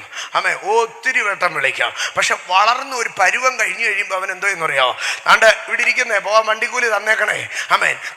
ആവശ്യം കൂടും, വിളി കുറയും. നമ്മൾ എവിടെയൊക്കെയോ സ്പിരിച്വാലിറ്റിയിൽ വളർന്നു പോയി. അതുകൊണ്ടാണ് നമുക്ക് ആവശ്യം കൂടി, വിളി കുറഞ്ഞു. പക്ഷെ സങ്കീർത്തനക്കാരൻ പറയുകയാണ്, എന്നെ വിളിച്ച് അപേക്ഷിക്കുക. ആമേൻ. ദൈവത്തിൽ നിന്ന് തനിക്കുള്ള അരുളപ്പാട് എന്താണെന്നറിയാമോ? Call upon him. അതാണ് ആദ്യം ചെയ്യേണ്ടത്. കരങ്ങളെ സ്വർഗത്തിലേക്ക് ഉയർത്തി യേശുവേ എന്നൊന്ന് വിളിച്ചേ, എൻ്റെ ദൈവമേ എന്നൊന്ന് വിളിച്ചേ. യേശുവേ, എൻ്റെ ദൈവമേ, യേശുവേ, എൻ്റെ ദൈവമേ. ഞാനൊന്നും കൂടി ഒരു പേഴ്സണൽ അഡ്വൈസ് പറഞ്ഞ് മുമ്പോട്ട് പോകട്ടെ. ജീവിതത്തിൽ പലരും പറയും എന്ത് പ്രാർത്ഥിക്കണമെന്ന് അറിയത്തില്ല പാസ്റ്ററെ. ആമേൻ. എന്ത് പ്രാർത്ഥിക്കണമെന്ന് അറിയാൻ പറ്റാത്ത വിധത്തിൽ ഒറ്റ കാര്യം ചെയ്താൽ മതി. എൻ്റെ ദൈവമേ എന്ന് വിളിച്ച് പ്രാർത്ഥിച്ചു കൊണ്ടിരുന്നാൽ മതി. എൻ്റെ ദൈവമേ എന്ന് വിളിച്ച് പ്രാർത്ഥിച്ചു കൊണ്ടിരുന്നാൽ മതി. ഞാൻ കഴിഞ്ഞ ദിവസം ഒരാളുടെ അടുക്കൽ ചോദിച്ചു, ഒരു കഴിവില്ല, ഒരു പ്രാപ്തിയില്ല, എന്നെ കൊണ്ട് എന്ത് ചെയ്യണമെന്ന് അറിയത്തില്ലെന്ന്. ഞാൻ ആകെ ചോദിച്ച ഒരു ചോദ്യം ഇതാണ്, സഹിക്കാൻ വയ്യാത്ത പ്രയാസം വന്നാൽ വാവിട്ട് കരയാൻ അറിയാമോ എന്ന് ചോദിച്ചു. സഹിക്കാൻ വയ്യാത്ത പ്രയാസം വന്നാൽ വാവിട്ട് കരയാൻ അറിയാമോ? ആ, കരയാൻ അറിയാം. ഞാൻ പറഞ്ഞു, എന്നാൽ നമ്മൾ ജയിക്കും. സഹിക്കാൻ വയ്യാത്ത പ്രയാസം വരുമ്പോൾ വാവിട്ട് കരയാൻ നിനക്ക് കഴിയുമെങ്കിൽ നീ ജയിക്കും. ആമേൻ. പക്ഷെ ഒരൊറ്റ കാര്യമേ ഉള്ളൂ, ഈ കരച്ചിൽ എവിടെ പോയി കരയണമെന്നറിയാമോ? ആമേൻ. അറയിൽ കടന്ന് വാതിലടച്ച് അപ്പൻ്റെ മുമ്പിൽ ഇരുന്നൊരു കരച്ചിൽ കരയണം. ഇസ്മായേൽ ഒരു വലിയ ജാതിയായി തീർന്നു. ഇന്ന് ലോകം മുഴുവനും അവന്റെ മുമ്പാകെ നിന്ന് വിറയ്ക്കുക. എന്താ കാര്യമെന്നറിയാമോ? അവന്റെ നിലവിളി ദൈവം കേട്ടോ. ആമേൻ. അവന്റെ നിലവിളി ദൈവം കേട്ടോ. ഞാൻ മുൻപോട്ട് പോകട്ടെ. അപ്പോ ഒന്ന്, ആമേൻ, നമ്മൾ ന്യായപ്രമാണം അകത്ത് കിടക്കണം. 2, കഷ്ടതകൾ കൂടി കടന്നു പോകണം. 3, കഷ്ടതകളിൽ പ്രാർത്ഥിക്കണം. 4, യെശയ്യാപ്രവചനം 63 അധ്യായം അതിന്റെ 8 വാക്യം. യെശയ്യാപ്രവചനം 63 അധ്യായം 8 വാക്യം. അവിടെ ഇങ്ങനെയാണ് പറയുന്നത്, അവർ എൻ്റെ ജനം എന്ന് പറഞ്ഞാൽ അവർ എൻ്റെ ജനം എന്ന് പറഞ്ഞാൽ കപടം കാണിക്കാത്ത മക്കൾ തന്നെ. അവർ എൻ്റെ ജനം എന്ന് പറഞ്ഞാൽ കപടം കാണിക്കാത്ത മക്കൾ തന്നെ. അവർ എൻ്റെ ജനം എന്ന് പറഞ്ഞാൽ കപടം കാണിക്കാത്ത മക്കൾ തന്നെ. അങ്ങനെ പറഞ്ഞിട്ട് ഞാൻ അവർക്ക് രക്ഷിതാവായി തീർന്നു. അപ്പം ദൈവ രക്ഷിതാവ് ആകണമെങ്കിൽ ദൈവത്തിനൊരു കാര്യം നമ്മളെ നോക്കി പറയണം, ഇവൻ എൻ്റെവനാ. നിന്റെ ആണെന്ന് എന്തുവാ തെളിവ്? ഞാൻ ഫോഷ്ക്ക് പറയത്തില്ലല്ലോ. അതുപോലെ അവനും ഫോഷ്ക്ക് പറയത്തില്ല. ഞാൻ എപ്പോഴും പറയുന്ന ഒരു കാര്യം, നമ്മളെപ്പോഴും പറയും ദൈവത്തിന് ഒരു കാര്യവും അസാധ്യമല്ലല്ലോ. പക്ഷെ ഞാൻ പറയും ദൈവത്തിന് പല കാര്യവും അസാധ്യമാണ്. അതിലൊരു കാര്യമാണ്, ദൈവത്തിന് വാക്കുമാറ്റി പറയാൻ കഴിയത്തില്ല. ദൈവത്തിന് തൻ്റെ സ്വഭാവം ത്യജിപ്പാൻ കഴിയത്തില്ല. ദൈവത്തിന് ഒന്നിനെ പോലെ നിറം മാറാൻ കഴിയത്തില്ല. അവന് ഗതിഭേദങ്ങളിൽ എന്തോ സംഭവിക്കത്തില്ല, ആച്ഛാദനം സംഭവിക്കത്തില്ല. ഗതിക്ക് എന്ത് ഭേദം വന്നാലും അപ്പനായിട്ട് തന്നെ നിൽക്കുവന്നേ, കഴിയത്തില്ല.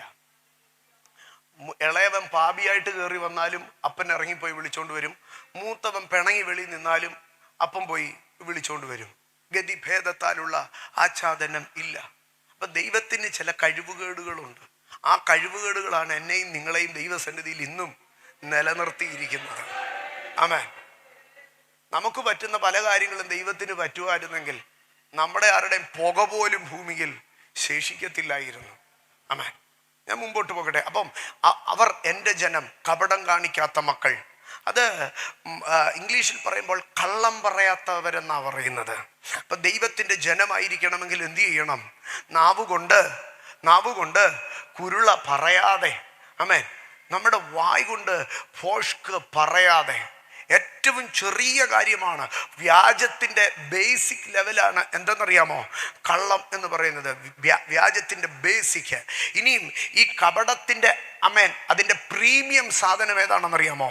ഹിപ്പോക്രസി. ആമേൻ. കപട ഭക്തി. ആമേൻ. നിന്നു പിടിക്കാൻ കള്ളം പറയുന്ന മനുഷ്യൻ അവൻ അവസാനം എവിടെ വന്ന് നിൽക്കുമെന്നറിയാമോ? ഭക്തിയുടെ വേഷം ധരിച്ച് അതിൻ്റെ ശക്തിയെ ത്യജിക്കും. ഞാൻ പറയട്ടെ, ആമേൻ, കള്ളം പറയുന്നത് ഒരു ഏറ്റവും ചെറിയ പാപമാണെങ്കിൽ കപട ഭക്തിയാണ് ഏറ്റവും വലിയ പാപമെന്ന് ഞാൻ പറയും. വ്യാജത്തിൻ്റെ മൂർത്തിഭാവം കാണണമെങ്കിൽ അത് കപട ഭക്തിക്കകത്താണ്.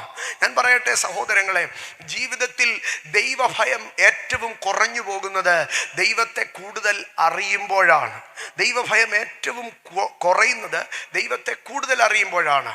അത് ഏത് മതത്തിലായിരുന്നാലും അങ്ങനെ തന്നെയാണ്. ഏത് മതത്തിലായിരുന്നാലും ദൈവത്തോട് ചേർന്ന് നിൽക്കുന്നവരാണ് എന്ത് ചെയ്യുന്നതെന്നറിയാമോ? ദൈവത്തോട് ദോഷം ചെയ്യുന്നത്.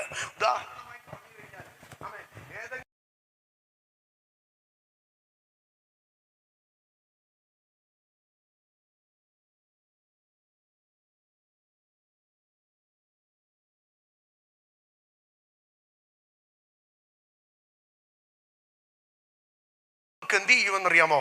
ദൈവത്തോടുള്ള ഭയം കുറഞ്ഞു പോകും. അരുത്. ആമേൻ. അപ്പോൾ എൻ്റെ ജനത്തിൻ്റെ പ്രത്യേകത, അവർ കപടം കാണിക്കത്തില്ല. ഞാൻ അല്പം കൂടെ വേഗത്തിൽ പോകട്ടെ. ഇനി വെളിപ്പാട് പുസ്തകം 18-ാം അധ്യായം അതിൻ്റെ 4-ാം വാക്യത്തിലേക്ക് വരുമ്പോൾ ദൈവജനത്തിൻ്റെ അഞ്ചാമത്തെ പ്രത്യേകത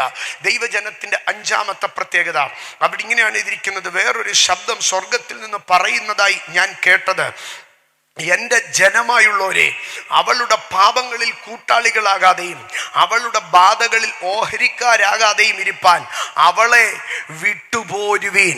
അപ്പൊ എൻ്റെ ജനം എന്ത് ചെയ്യണം? വിട്ടുപോരണം. എൻ്റെ ജനം വിട്ടുപോരണം. ആമേൻ. പാപങ്ങളിൽ പങ്കാളികളാകരുത്. ആമേൻ. ബാധകളിൽ ഓഹരിക്കാരാകരുത്. ഇന്ന് പകൽ ഞാനൊരു കാര്യം പറയട്ടെ. പാപത്തിൽ പങ്കാളിത്തമുണ്ടെങ്കിൽ ബാധയിൽ ഓഹരിയുമുണ്ട്. ആമേൻ.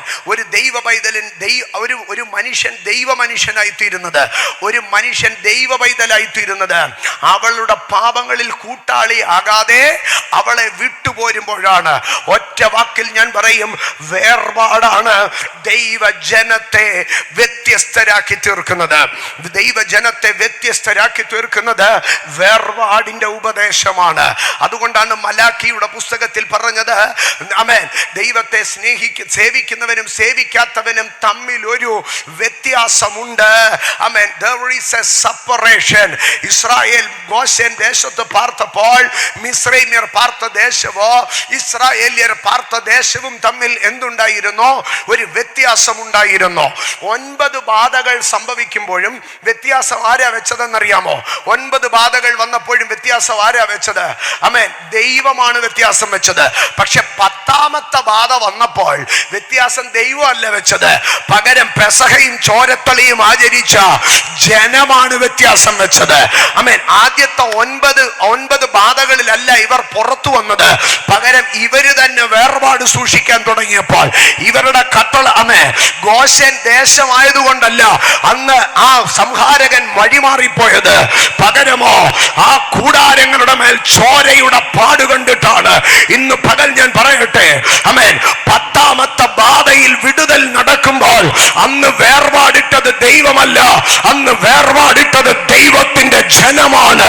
ഇന്ന് പകൽക്കാലം ഞാൻ വിളിച്ചു പറയട്ടെ, വിട്ടുമാറേണ്ടതിൽ നിന്ന് വിട്ടുമാറാൻ, വേർപെടേണ്ടതിൽ നിന്ന് വേർപെടാൻ തുടങ്ങിയാൽ ദൈവത്തിന്റെ ജനം സമാധാന നിവാസങ്ങളിലോ നിർഭയ വസതികളിലോ ഉടനമന ജഗരമനാന്തരാജനാദിയ. ആമേൻ. നിന്റെ സോഷ്യൽ മീഡിയക്കകത്തൊരു വേർപാടുണ്ടാകട്ടെ, നിന്റെ കണക്ഷൻസിനകത്തൊരു വേർപാടുണ്ടാകട്ടെ, നിന്റെ സൊസൈറ്റിക്കകത്തൊരു വേർപാടുണ്ടാകട്ടെ. ഞാൻ ഒന്നുകൂടെ പറയട്ടെ, ആമേൻ. ഈ ദൈവം ഇസ്രായേലിന്റെ അടുക്കൽ പറഞ്ഞ ഒരു കാര്യമുണ്ട്, നിങ്ങൾക്ക് വാഗ്ദത്തമായി കൈവശമാക്കുവാൻ ഞാൻ നിങ്ങളെ ഒരു ദേശത്ത് കൊണ്ടുപോകാം. നിങ്ങൾ ആ ദേശത്ത് ചെല്ലുമ്പോൾ ആ ദേശത്തിലെ ജാതികളുടെ നടപ്പ് പോലെ നിങ്ങൾ എന്ത് ചെയ്യരുത്? നിങ്ങൾ നടക്കരുത്. അവര് കല്യാണം നടത്തുന്നത് പോലെ നിങ്ങൾ കല്യാണം നടത്തരുത്. അവര് ഫ്യൂണറൽ നടത്തുന്നത് പോലെ നിങ്ങൾ നടത്തരുത്. അവര് ഗെറ്റ് ടുഗദർ നടത്തുന്നത് പോലെ നിങ്ങൾ നടത്തരുത്. അവര് ഓരോ കാര്യങ്ങൾ നടത്തുന്നത് പോലെ നീ നടത്തരുത്.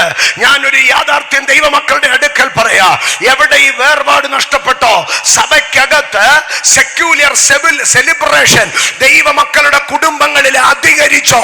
അവിടെ സമാധാനം നഷ്ടപ്പെടാൻ തുടങ്ങി. ബർത്ത്ഡേ പാർട്ടി, ഷവേഴ്സ് ഡേ, എന്ന് വേണ്ട എത്രയോ. യേശു കർത്താവിന്റെ കാലത്ത് ഈ എലിസബത്ത് സ്തോത്രം ഗർഭിണിയായപ്പോൾ കുന്നിൻ മുകളിൽ ഒരു വീട്ടിൽ കയറി അവൾ ഒളിച്ചു പാർത്തു.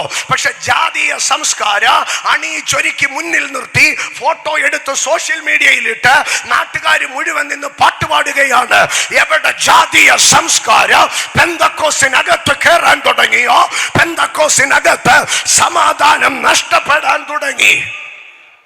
ഇന്ന് പകൽ ഞാൻ പറയട്ടെ, ദൈവത്തിന്റെ ജനത്തിന്റെ സമാധാനം നഷ്ടപ്പെടുന്നതിന്റെ കാരണം എവിടെയൊക്കെയോ വേർപാടുകൾ നഷ്ടപ്പെടുകയാണ്. ആമേൻ. വേർപാടുകൾ നഷ്ടപ്പെടുകയാണ്. നിന്റെ ഇവന്റുകൾ മാനേജ് ചെയ്യേണ്ടത് പരിശുദ്ധാത്മാവായിരിക്കട്ടെ. നിന്റെ ലൈഫിനെ മാനേജ് ചെയ്യേണ്ടത് പരിശുദ്ധാത്മാവായിരിക്കട്ടെ. ആമേൻ. വേർപാടുള്ളവനെയാണ് ദൈവം പറയുന്നത് എന്റെ ജനം എന്ന് പറയുന്നത്. എന്റെ ജനം എന്ന് പറയുന്നത് വേർപാടുള്ളവനെയാണ്. അവളുടെ പാപങ്ങളിൽ കൂട്ടാളികളാകാതെ അവളുടെ ഇടയിൽ നിന്ന് എന്തു ചെയ്യുവീൻ?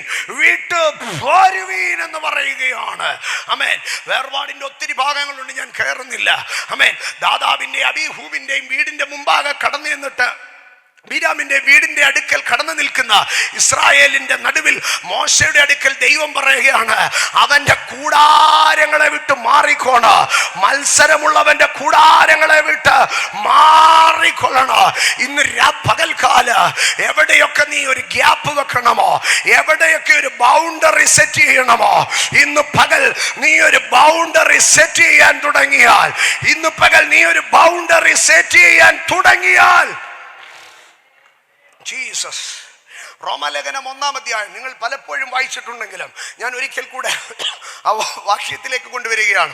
റോമാലേഖനം 1-ാം അധ്യായം 32-ാം വാക്യം. റോമർ 1:32. ഈ വക പ്രവർത്തിക്കുന്നവർ മരണയോഗ്യർ എന്നുള്ള ദൈവത്തിന്റെ ന്യായം അവർ അറിഞ്ഞിട്ടും, കേട്ടോ, ഈ വക പ്രവർത്തിക്കുന്നവർ മരണയോഗ്യർ എന്നുള്ള ദൈവത്തിന്റെ ന്യായം അവർ അറിഞ്ഞിട്ടോ, ആമേൻ, അത് അവയെ പ്രവർത്തിക്കുക മാത്രമല്ല പ്രവർത്തിക്കുന്നവരിൽ. അപ്പം മരണയോഗ്യമായ ഒരു പ്രവർത്തി ചെയ്യുന്ന ഒരുവനിൽ ദൈവമക്കൾ എന്തുപോലും ചെയ്യാൻ പാടില്ല, അവനിൽ പ്രസാദിക്കാൻ പോലും പാടില്ല. മരണയോഗ്യമായ ഒരു കാര്യം, ഇത് മരണയോഗ്യമാണ് എന്ന് ദൈവ ന്യായം പറയുന്ന വിഷയത്തിൽ അത് പോട്ടെ എന്ന് നീ പറയരുത്. കണ്ടോ ആ വാക്യം? കണ്ടോ? ആ വക പ്രവർത്തിക്കുക മാത്രമല്ല പ്രവർത്തിക്കുന്നവരിൽ പ്രസാദിക്കുകയും കൂടെ ചെയ്യുന്നു. ഞാനൊരു കാര്യം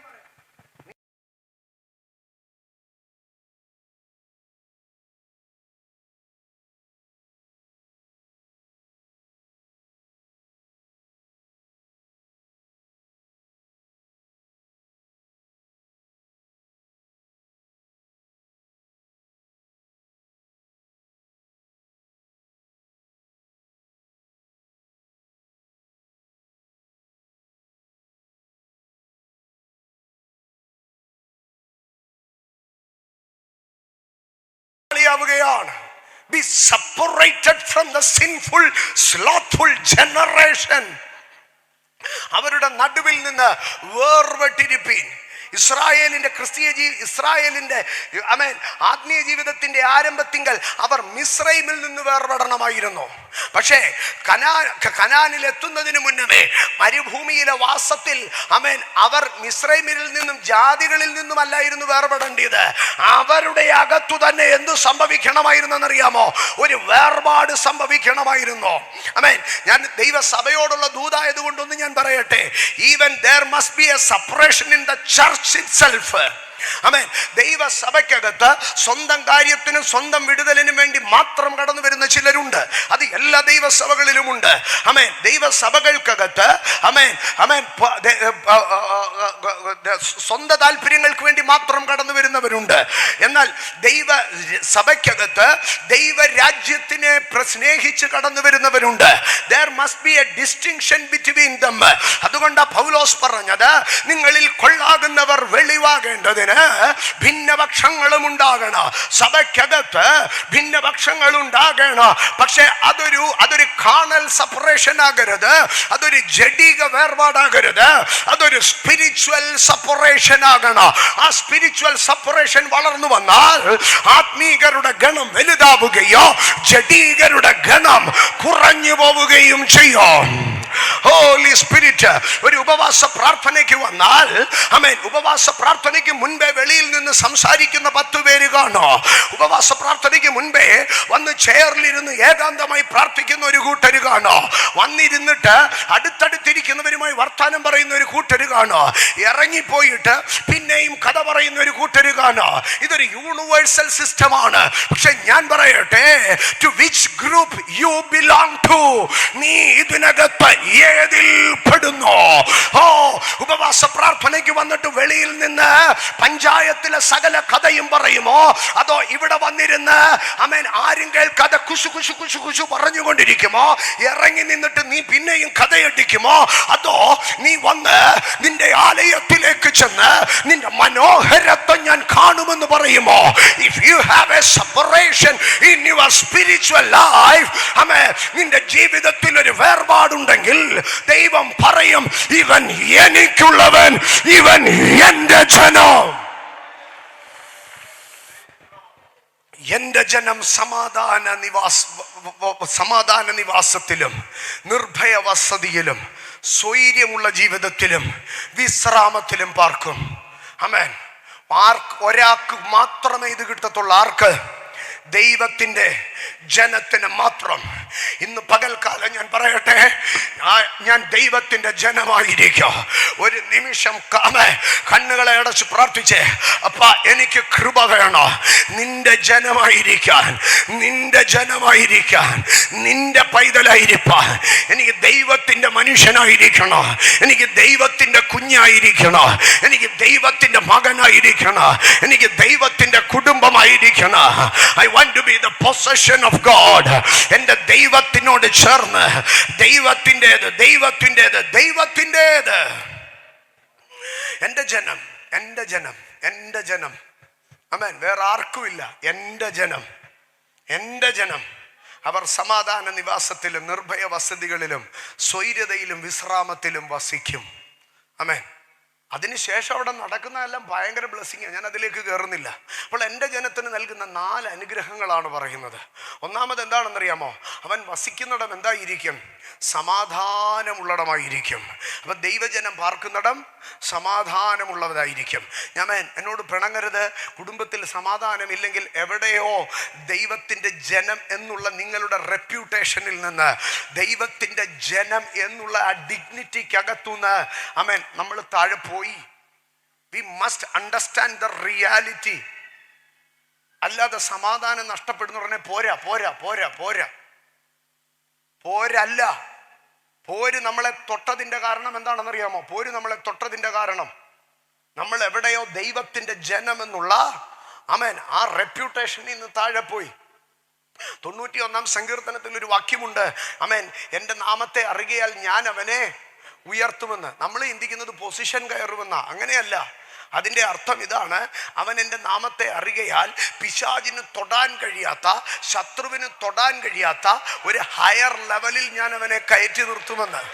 പിശാചിന് തൊടാൻ കഴിയാത്ത ഹയർ ലെവലിൽ. നിങ്ങൾ മറ്റു പരിഭാഷകൾ എടുത്ത് നോക്കിക്കോ, അങ്ങനെ തന്നെയാണ് എഴുതിയിരിക്കുന്നത്. ആമേൻ. പിശാചിന് ഇൻഅക്സസിബിൾ ആയിട്ടുള്ള ഒരു ഹയർ ലെവലിൽ നിന്നെ കൊണ്ടു നിർത്തും. അവൻ എൻ്റെ നാമത്തെ അറിയാൽ ആമേൻ പിശാച് തോണ്ടുന്ന ഇടത്തു നിന്ന് ഞാൻ അവനെ ഉയർത്തി വേറെ ഒരിടത്തു നിർത്തുമെന്ന്. ആമേൻ. ഇന്ന് പകൽ ഞാൻ പറയട്ടെ, ആമേൻ, ആത്മീയ ജീവിതം പോരാടാനുള്ളതല്ല. ഞാൻ ഒന്നുകൂടെ പറയുന്നത് ശ്രദ്ധിക്കണം. ആത്മീയ ജീവിതം പോരാടാനുള്ളതല്ല, പകരം ആത്മീയ ജീവിതം ആമേൻ നിന്റെ ശത്രുവിൻ്റെ മേൽ വാഴാനുള്ളതാണ്. ആമേൻ. ആത്മീയ ജീവിതം എന്നും പിശാചിനോട് ഗുസ്തി പിടിക്കാനുള്ളതല്ല, പകരം ആമേൻ ബത്പയോരിന്റെ എതിരെയുള്ള താഴ്വരയിൽ അടക്കം ചെയ്യപ്പെട്ട മോശയുടെ ശരീരം എടുക്കാൻ പ്രധാന ദൂതൻ കടന്നു വന്ന് ആമേൻ നിൽക്കുമ്പോൾ പിശാച് വന്ന് നടുവിൽ നിന്ന് പോരാടുകയാണ്. ആമേൻ. മീഖായേൽ അവനോട് വഴക്കുണ്ടാക്കാൻ പോയോ?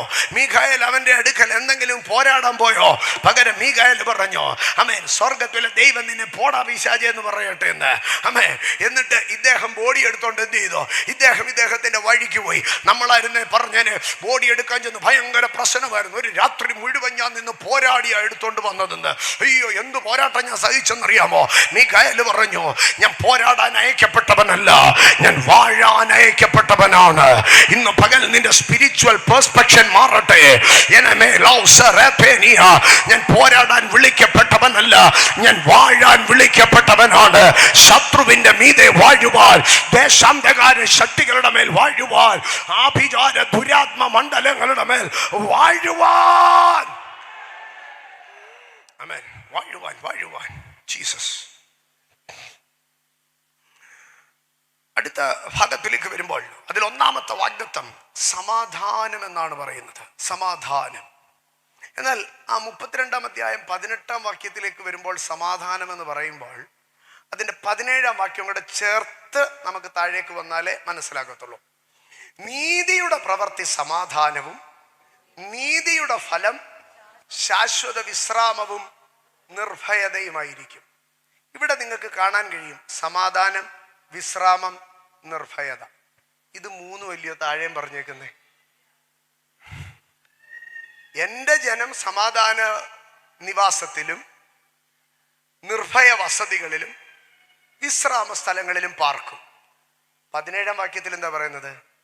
നീതിയുടെ പ്രവൃത്തി സമാധാനവും നീതിയുടെ ഫലം നിർഭയതയും നീതിയുടെ ഫലം ശാശ്വത വിശ്രാമമായിരിക്കും. അപ്പൊ എൻ്റെ ജനം എന്ന് പറഞ്ഞതിൻ്റെ അർത്ഥം മുകളിൽ പറയുകയാണ്, ഇത് നടക്കണമെങ്കിൽ എന്ത് ചെയ്താലേ പറ്റത്തുള്ളൂ? നീതി. അതും കൂടെ പൂർത്തീകരിച്ചിട്ട് ഇന്ന് വൈകിട്ട് സമാധാനം എന്ന വിഷയത്തിലേക്ക് കയറാം. ഇന്ന് എനിക്ക് അവിടെ വരെ പോകാൻ പറ്റുള്ളൂ എന്നാണ് തോന്നുന്നത്. കഴിവുള്ള ദൈവമക്കൾ വൈകിട്ടും കടന്നു വരിക. ഈ യെശയ്യാ പ്രവചനം 32-ാം അധ്യായം വേറൊരു ഭാഗവുമായിട്ട് അലൈൻ ചെയ്ത് കിടക്കുന്ന 32-ാം അധ്യായം 18-ാം വാക്യം ഒരു സങ്കീർത്തനവുമായി അലൈൻ ചെയ്ത് കിടക്കുന്നതിനെ കാണിച്ച് പൂർത്തീകരിക്കാനാണ് ഞാൻ ആഗ്രഹിക്കുന്നത്. അത് വൈകിട്ട് ചെയ്യാം. നീതിയുടെ പ്രവൃത്തി, നീതിയുടെ ഫലം. നീതിയുടെ പ്രവൃത്തി, നീതിയുടെ ഫലം. Work of righteousness, effect of righteousness. Work and effect. അപ്പം നീതിയാണ് നമുക്ക് എന്ത് കൊണ്ടുവരുന്നത്? നീതിയാണ് നമുക്ക് എന്ത് കൊണ്ടുവരുന്നത്? സമാധാനം കൊണ്ടുവരുന്നത്. നീതിയാണ് നമുക്ക് നിർഭയത്വം കൊണ്ടുവരുന്നത്. നീതിയാണ് നമുക്ക് വിശ്രാമം കൊണ്ടുവരുന്നത്. റൈച്ചസ്നെസ്. ഈ റൈച്ചസ്നെസ്, നീതി എന്ന ഭാഗത്തിലേക്ക് നമ്മൾ ശ്രദ്ധിച്ചു കഴിഞ്ഞാൽ നീതിയെ പ്രധാനമായി നമുക്ക് 4ആയി തിരിച്ചു പഠിക്കാൻ കഴിയും. ഒന്ന്, നീതി. നീതിയുടെ ഒന്നാമത്തെ നീതിയാണ് നമുക്ക് സമാധാനം കൊണ്ടുവരുന്നത്. എന്ന് പറഞ്ഞാൽ ദൈവത്തിൻ്റെ നീതി നമുക്ക് സമാധാനം കൊണ്ടുവരും. കുറച്ചുകൂടെ പറഞ്ഞാൽ righteousness of God, otherwise justice, otherwise manifestation of God's righteousness. അപ്പം റൈച്ചസ്നെസ്സിൻ്റെ ഒന്നാമത്തെ ഭാഗം എന്ന് പറഞ്ഞാൽ മാനിഫെസ്റ്റേഷനാണ്. ദൈവത്തിൻ്റെ നീതി പ്രദർശിപ്പിക്കപ്പെടണം. ഞാനിവിടെ ഇരിക്കുന്ന കുഞ്ഞുങ്ങളോടൊക്കെ ചോദിക്കാം, ദൈവത്തിൻ്റെ നീതി എവിടെയാ പ്രദർശിപ്പിക്കപ്പെട്ടത്? ദൈവത്തിൻ്റെ നീതി എവിടെയാ പ്രദർശിപ്പിക്കപ്പെട്ടത്? റോമാലേഖനം 3-ാം അധ്യായത്തിൽ വ്യക്തമായി എഴുതിയിട്ടുണ്ട്, അവൻ തൻ്റെ നീതിയെ പ്രദർശിപ്പിപ്പാൻ അത്രേ അങ്ങനെ ചെയ്തത്. ദൈവം തൻ്റെ മുൻകഴിഞ്ഞ പൊറുമയിൽ നമ്മുടെ പാപങ്ങളെ ശിക്ഷിക്കാതെ വിടുക നിമിത്തം എന്ന് പറഞ്ഞിട്ട് പറയുകയാണ്, ഇത് ദൈവത്തിൻ്റെ നീതി. Calvary is the manifestation of God's righteousness. ദൈവം തൻ്റെ പുത്രനെ നമുക്ക് വേണ്ടി പ്രായശ്ചിത്തമാക്കി. ഇതാണ് ദൈവനീതിയുടെ പ്രത്യക്ഷത. പക്ഷേ ദൈവത്തിൻ്റെ നീതി എന്ന് പറഞ്ഞാൽ ഒരു ബലഹീനനും ബലവാനും തമ്മിൽ കാര്യമുണ്ടാകുമ്പോൾ അതിൻ്റെ നടുവിൽ ഇറങ്ങി ഇടപെടുന്നതാണ് ദൈവത്തിൻ്റെ നീതി. ദൈവത്തിൻ്റെ നീതി നമുക്ക് സമാധാനം കൊണ്ടുവരും. ദൈവത്തിൻ്റെ നീതി സമാധാനം കൊണ്ടുവരും. അബ്രഹാമിൻ്റെ ഭാര്യയെ അബീമലേക്ക് പിടിച്ചോണ്ടുപോയി. ദൈവം കൊട്ടാരത്തിൽ കയറി ചെന്നു. അവൻ്റെ അരമനയ്ക്കകത്ത് കയറി ചെന്നിട്ട് പറഞ്ഞു, അവളെ തിരിച്ചു കൊടുത്തേക്കണമെന്ന് പറഞ്ഞു, തോടരുതെന്ന് പറഞ്ഞു. അപ്പോ ഇത് ദൈവത്തിൻ്റെ നീതിയാണ്. യാക്കോബ് പുറപ്പെട്ടു പോയി കഴിഞ്ഞ് ലാബാൻ വണ്ടി എടുത്തുകൊണ്ട് പോവുകയാണ്. 9 ദിവസം പുള്ളി ചേസ് ചെയ്തു. 9 ദിവസം ചെയ്ത് 10ാമത്തെ ദിവസം ആവുന്നതിൻ്റെ തലേ രാത്രിയിൽ ദൈവം ലാബാന്റെ മുമ്പിൽ വന്നു നിന്നിട്ട് പറഞ്ഞു, കഴിഞ്ഞ 9 ദിവസമായിട്ട് നീ പുറപ്പെടുക. ഞാൻ മിണ്ടാതെ നിൽക്കുകയായിരുന്നു, പക്ഷേ ഞാൻ പറയുന്നു, നാളെ നീ അവനെ കണ്ടുമുട്ടും. ഒരു വാക്കുപോലും മിണ്ടിപ്പോകരുത്, ഒരു വാക്കുപോലും മിണ്ടിപ്പോകരുത്. ഇത് ദൈവത്തിൻ്റെ നീതിയാണ്. അപ്പം ദൈവത്തിൻ്റെ നീതി നമുക്ക് സമാധാനം തരും. ഞാനത് ലാസ്റ്റിൽ പ്രാർത്ഥിക്കാം. നിങ്ങൾ കടന്നു പോകുന്ന ഏതൊരു വിഷയത്തിനകത്തും അവിടെ ഇങ്ങനെയാണ് പറയുന്നത്, ദ എഫക്റ്റീവ്നെസ് ഓഫ് റൈച്ചസ്നെസ്. ദൈവത്തിൻ്റെ നീതി എഫക്റ്റീവാണ്. എന്നോട് ചേർന്ന് പറഞ്ഞേ, ദൈവത്തിൻ്റെ നീതി എഫക്റ്റീവാണ്. അത് പുസ്തകത്തിൽ എഴുതി വെച്ചേക്കുന്ന സാധനമല്ല, അത് ആപ്ലിക്കബിൾ ആണ്, അത് ഇന്നും എഫക്റ്റീവാണ്. നിന്റെ പ്രശ്നത്തിൽ ദൈവത്തിൻ്റെ നീതി എഫക്റ്റീവാണ്. അപ്പൊ ദൈവത്തിൻ്റെ നീതിയുടെ ഒന്നാമത്തെ ഭാഗം മാനിഫെസ്റ്റബിൾ റൈച്ചസ്നസ്. പക്ഷെ അതിൻ്റെ രണ്ടാമത്തെ ഭാഗം എന്ന് പറഞ്ഞാൽ ഇമ്പ്യൂട്ടഡ് റൈച്ചസ്നസ്. ആ നീതി ഒരുവന്റെ മേൽ എണ്ണപ്പെടുകയാണ്. അത് ദൈവം ഒരുത്തൻ്റെ മേൽ അത് നീതി കൽപ്പിക്കുകയാണ്. റോമാലേഖനം 4-ാം അധ്യായത്തിലേക്ക് കടന്നു വരുമ്പോൾ, റോമാലേഖനം 4-ാം അധ്യായം അതിൻ്റെ 3-ാം വാക്യത്തിലേക്ക് വരുമ്പോൾ പറയുന്നത്, അബ്രഹാം ദൈവത്തിൽ വിശ്വസിച്ചു, അത് അവന് നീതിയായി കണക്കിട്ടു. ഇമ്പ്യൂട്ട് ചെയ്തു, അത് നീതിയായിട്ട് കണക്കിട്ടു. അപ്പൊ ആ ദൈവം നമ്മളെ നോക്കിയിട്ട് ഒരു കാര്യത്തിൽ ദൈവം ഇത് നീതിയാണെന്ന് പറഞ്ഞു കഴിഞ്ഞാൽ, ആമേൻ, ആ നീതിക്കകത്തൂടെ എന്ത് ചെയ്യും? സമാധാനമുണ്ടാകും, സ്വസ്ഥതയുണ്ടാകും. അങ്ങനെയെങ്കിൽ ഞാൻ പറയാം, ആമേൻ, ദൈവം മുൻപാകെ നമ്മൾ എന്തുള്ളവരായിരിക്കണം? നീതിയുള്ളവരായിരിക്കണം. ഒന്ന്, ദൈവം തൻ്റെ നീതിയെ നമ്മളെ പ്രദർശിപ്പിച്ചതുപോലെ നമ്മളും എന്ത് ചെയ്യണം? ദൈവം മുൻപാകെ നീതിയെ പ്രദർശിപ്പിക്കണം. അബ്രഹാം വിശ്വസിച്ചു, ദൈവം അത് നീതിയായി കണക്കിട്ടു. അബ്രഹാം വിശ്വസിച്ചത് ദൈവം നീതിയായി കണക്കിട്ടു. അബ്രഹാം കൊടുത്തത് നീതിയായി കണക്കിട്ടു. അബ്രഹാം ക്ഷമിച്ചത് നീതിയായി കണക്കിട്ടു. ആമേൻ. ദൈവത്തിന് പ്രസാദമുള്ള കാര്യം നമ്മൾ എന്ത് ചെയ്താലും ദൈവം അത് ഏത് ലോഗ് ബുക്കിൽ എഴുതും? നീതിയുടെ ബുക്കിനകത്ത് എഴുതി ചേർക്കും. അപ്പം അബ്രഹാം വിശ്വസിച്ചു, ദൈവം നീതി. അബ്രഹാം വിശ്വസിച്ചത് മാത്രമല്ല, ഒത്തിരി കാര്യങ്ങൾ ദൈവം നീതിയായി കണക്കിട്ടു. ഇതുപോലെ നോഹയെ ദൈവം നീതിമാനായി കണ്ടു എന്ന് പറഞ്ഞാൽ ദൈവം നോഹയെ പ്രഖ്യാപിച്ചു, ഇവൻ നീതിമാനാണെന്ന് പ്രഖ്യാപിച്ചു. ദൈവം ഇമ്പ്യൂട്ട് ചെയ്യുകയാണ്. അപ്പോൾ ഒന്ന്, ദൈവം മാനിഫെസ്റ്റ് ചെയ്യുന്നു. 2, ദൈവം ഇമ്പ്യൂട്ട് ചെയ്യുന്നു. 3, ദൈവം ഇമ്പാർട്ട് ചെയ്യുന്നു. ദൈവം തൻ്റെ നീതിയെ നമ്മളിലേക്ക് എന്ത് ചെയ്യുന്നു? ഇമ്പാർട്ട് ചെയ്യുന്നു. ദൈവം തൻ്റെ നീതിയെ നമ്മളിലേക്ക് പകരുകയാണ്. റോമാലേഖനം 8-ാം അധ്യായത്തിലേക്ക് കടന്നു വരുമ്പോൾ, റോമാലേഖനം 8-ാം അധ്യായം അതിൻ്റെ 4-ാം വാക്യത്തിൽ ഇങ്ങനെയാണ് എഴുതിയിരിക്കുന്നത്, ജഡത്തെ അല്ല ആത്മാവിനെ അത്രേ അനുസരിച്ച് നടക്കുന്ന നമ്മിൽ ന്യായപ്രമാണത്തിൻ്റെ നീതി നിവർത്തിയാകേണ്ടതിന് തന്നെ. ന്യായപ്രമാണത്തിൻ്റെ നീതി നമ്മളിൽ പൂർത്തീകരിക്കപ്പെട്ടു. ആമേൻ. നമ്മൾ ന്യായപ്രമാണം ആചരിച്ചോ? ഇല്ല. ന്യായപ്രമാണം ആചരിക്കാതെ നമ്മുടെ മേൽ ന്യായപ്രമാണത്തിൻ്റെ നീതി നിവർത്തീകരിക്കപ്പെട്ടു. ഹൗ? ഒറ്റ കാര്യമേ ഉള്ളൂ. ആത്മാവിനെ അനുസരിച്ച് നടന്നപ്പോൾ ആ ന്യായപ്രമാണത്തിൻ്റെ നീതി എന്ത് ചെയ്തു? നമ്മളിൽ നിവർത്തീകരിക്കപ്പെട്ടു, അല്ലെങ്കിൽ നമ്മളെ നീതീകരിക്കുകയാണ്. റോമാലേഖനം 5-ാം അധ്യായം 1-ാം വാക്യത്തിലേക്ക് വരുമ്പോൾ അവിടെ ഇങ്ങനെയാണ് പറയുന്നത്, വിശ്വാസത്താൽ നീതീകരിക്കപ്പെട്ടിട്ട്, ആമേൻ, വിശ്വാസത്താൽ നീതീകരിക്കപ്പെട്ടു. ആമേൻ. അവിടെ നീതീകരിക്കപ്പെട്ടു എന്നാണ് പറയുന്നത്. ആ ദൈവത്തിൻ്റെ നീതി നമ്മളിലേക്ക് എന്ത് ചെയ്തു? പകരപ്പെട്ടു. ദൈവം പറഞ്ഞു ഇവൻ നീതിമാനാണെന്ന്. ദൈവം പറഞ്ഞു. ദൈവം പറഞ്ഞാൽ പിന്നെ അതിനപ്പുറം ആരെങ്കിലും ഉണ്ടോ? അതുകൊണ്ടാണ് റോമാലേഖനം 8-ാം അധ്യായത്തിൽ പറഞ്ഞു, ദൈവം നീതീകരിക്കുന്നവൻ ശിക്ഷ വിധിക്കാൻ ആർക്കും കഴിയത്തില്ല. അപ്പൊ അത് ഇമ്പാർട്ടഡ് റൈച്ചസ്നെസ് ആണ്. അപ്പൊ ഒന്ന്, ദൈവം തൻ്റെ നീതിയെ പ്രദർശിപ്പിക്കുന്നു. 2, ദൈവം തൻ്റെ നീതിയെ നമ്മുടെ മേൽ കൽപ്പിക്കുന്നു, അക്സെപ്റ്റൻസി. 3, ദൈവം തൻ്റെ നീതിയെ നമ്മുടെ മേൽ പകരുന്നു. 4, ദൈവത്തിൻ്റെ നീതി. യോഹന്നാന്റെ 1-ാം ലേഖനം 3, അതിനു മുമ്പേ ഒരു വാക്യം കൂടെ ഞാൻ കാണിക്കട്ടെ.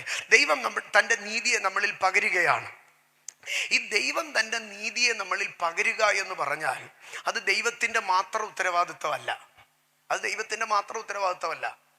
എഫെസ്യ ലേഖനം 4-ാം അധ്യായത്തിലേക്ക് വരുമ്പോൾ, എഫെസ്യ ലേഖനം 4-ാം അധ്യായം അതിൻ്റെ 24-ാം വാക്യം, എഫെസ്യർ 4:24, സത്യത്തിൻ്റെ ഫലമായ നീതിയിലും വിശുദ്ധിയിലും ദൈവാനുരൂപമായി സൃഷ്ടിക്കപ്പെട്ട, നീതിയിലും വിശുദ്ധിയിലും ദൈവാനുരൂപമായി സൃഷ്ടിക്കപ്പെട്ട പുതു മനുഷ്യനെ. ഞാൻ മനസ്സിലാകാൻ ഒന്നും കൂടെ സിമ്പിളായിട്ട് പറയാം. നീതി എന്ന് പറയുന്നത് കോട്ടൺ എന്നും വിശുദ്ധി എന്ന് പറയുന്നത് പോളിസ്റ്റർ എന്നും നിങ്ങൾ ചിന്തിച്ചേ. ഇനിയും ദൈവാനുരൂപം എന്ന് പറയുന്നത് ഒരു ഒരു കോട്ട് പോലെ നിങ്ങൾ ചിന്തിച്ചേ. അപ്പോൾ ഇങ്ങനെ പറയാം, കോട്ടനാലും പോളിസ്റ്ററാലും ഒരു കോട്ട് പോലെ സൃഷ്ടിക്കപ്പെട്ട ആ ഡ്രസ് ഉണ്ടല്ലോ, അതെടുത്ത് നീ ഇട്ടുകൊള്ളണം. അപ്പം നീതിയും വിശുദ്ധിയും ചേർത്ത് ഒരു ഉടുപ്പിനെ തന്നു. ആ ഉടുപ്പിനെ നമ്മൾ എന്ത് ചെയ്യണം? ധരിച്ചു കൊള്ളണം. ദൈവം നമ്മുടെ മേൽ നീതി ഇമ്പാർട്ട് ചെയ്യും. ആ നീതിയെ നമ്മൾ എന്ത് ചെയ്യണം? ധരിക്കണം. ഞാൻ നീതിയുടെ വേഷം ധരിച്ചു കഴിഞ്ഞാൽ പിന്നെ എന്തേ ചെയ്യാൻ പറ്റൂ? ഞാൻ നീതിയെ ചെയ്യാൻ കഴിയൂ. ഞാൻ ലോക്കായിപ്പോയി. ആമേൻ. ചില നാളുകൾക്ക് മുമ്പ് ഒരു പാസ്റ്റർ പറഞ്ഞു, അടുത്ത ജംഗ്ഷനിൽ നിന്ന് ഒരാൾ സിഗരറ്റ് വലിച്ചു. വല്ല കുഴപ്പമുണ്ടോ? ഇല്ല. അതേസമയം മീറ്റിംഗ് കഴിഞ്ഞ് നിങ്ങൾ പോകുമ്പോൾ ഞാൻ അവിടെ നിന്ന് സിഗരറ്റ് വലിക്കുന്ന കണ്ടാലോ? ഭയങ്കര പ്രശ്നമായില്ലേ? കാരണം നീതിയിലും വിശുദ്ധിയിലും സൃഷ്ടിക്കപ്പെട്ട പുതിയ മനുഷ്യനെ എന്ത് ചെയ്തു? ധരിച്ചുപോയി. അപ്പം നീതി ഇമ്പാർട്ട് ചെയ്യപ്പെട്ട് കഴിഞ്ഞാൽ നമുക്ക് പലതിനും എന്തുണ്ട്? റെസ്ട്രിക്ഷൻ ഉണ്ട്, വിലക്കുണ്ട്. റെസ്ട്രിക്ഷനാണ് നമുക്ക് എന്ത് നൽകുന്നത്? സമാധാനം നൽകുന്നത്. നീതിയിലും വിശുദ്ധിയിലും ദൈവാനുരൂപമായി സൃഷ്ടിക്കപ്പെട്ട പുതുമനുഷ്യൻ. അപ്പൊ ഈ പുതുമനുഷ്യനെ ധരിച്ചാൽ പിന്നെ ആരുടെ കൂട്ടിരിക്കും? ദൈവത്തെ പോലിരിക്കും. ദൈവാനുരൂപമായി സൃഷ്ടിച്ച പുതുമനുഷ്യന്റെ അകത്ത് കയറി ആ മനുഷ്യനെ ധരിച്ചുകൊണ്ട് വേണം നടക്കാൻ. അപ്പം നിന്നെ കണ്ടാൽ ആരുടെ കൂട്ടിരിക്കും? ദൈവത്തിന്റെ കൂട്ട്, കർത്താവിന്റെ കൂട്ട്, യേശുവിന്റെ കൂട്ട്. അപ്പോൾ വിശ്വാസത്താൽ നീതീകരിക്കപ്പെട്ട് ഇനി ഒരു പാപമില്ല, ദൈവം എല്ലാം എന്നെ നീതീകരിച്ചു. കുഞ്ഞുകളിയല്ല, ഭയങ്കര പ്രശ്നം. നീതീകരിച്ചപ്പോ നമ്മുടെ മുകളിൽ ഒരു വലിയ കോട്ടെടുത്തിട്ടു. ആ കോട്ടിട്ട് കഴിഞ്ഞാൽ പിന്നെ നമ്മളെ കണ്ട ആരെ പോലിരിക്കും? യേശുവിനെ പോലിരിക്കും. ആമേൻ. Do like Jesus, live like Jesus, everything like Jesus. പ്രസംഗിക്കാൻ എന്തൊരു എളുപ്പമല്ലേ? But that is the fact, that is the reality. സത്യത്തിൻ്റെ ഫലം ഏതാണ്? ഈ സത്യം ഏതാണ്? യേശുക്രിസ്തു ഭൂമിയിൽ വന്നതിൻ്റെ എഫക്റ്റ് എന്ന് പറയുന്നത് നമുക്ക് കിട്ടിയ ഒരു ഉടുപ്പാണ്. ആ ഉടുപ്പിട്ടാൽ നമ്മളെ കണ്ടാൽ ദൈവത്തെ പോലിരിക്കും. ആമേൻ. എങ്ങനെ റോഡിൽ ഇറങ്ങി നടക്കും? ഞാൻ ഒരു കാര്യം കൂടെ പറയും, ഇതിൻ്റെ 2 തലങ്ങൾ പറയാം. ദൈവാനുരൂപമെന്ന് ഞാൻ പറയുമ്പോൾ ക്യാരക്ടർ മാത്രമല്ല, ദൈവാനുരൂപമെന്ന് പറയുമ്പോൾ സ്വഭാവം മാത്രമല്ല, അധികാരവും കൂടെ നടക്കും. ആമേൻ. ദൈവാനുരൂപമായ പുതുമനുഷ്യനെ ധരിച്ച് നമ്മൾ റോഡിൽ കൂടെ, നമ്മുടെ നാട്ടിൽ കൂടെ നടന്നു കഴിഞ്ഞാൽ അടുത്തുള്ള പിശാചുക്കളെല്ലാം എന്തോ പറയുന്നു? ദോണ്ട് കറിയാച്ചൻ്റെ മോൻ വരുന്നെന്ന് പറയുമോ? ഇല്ല. പകരം പറയും, ദേ ഒരു ദൈവ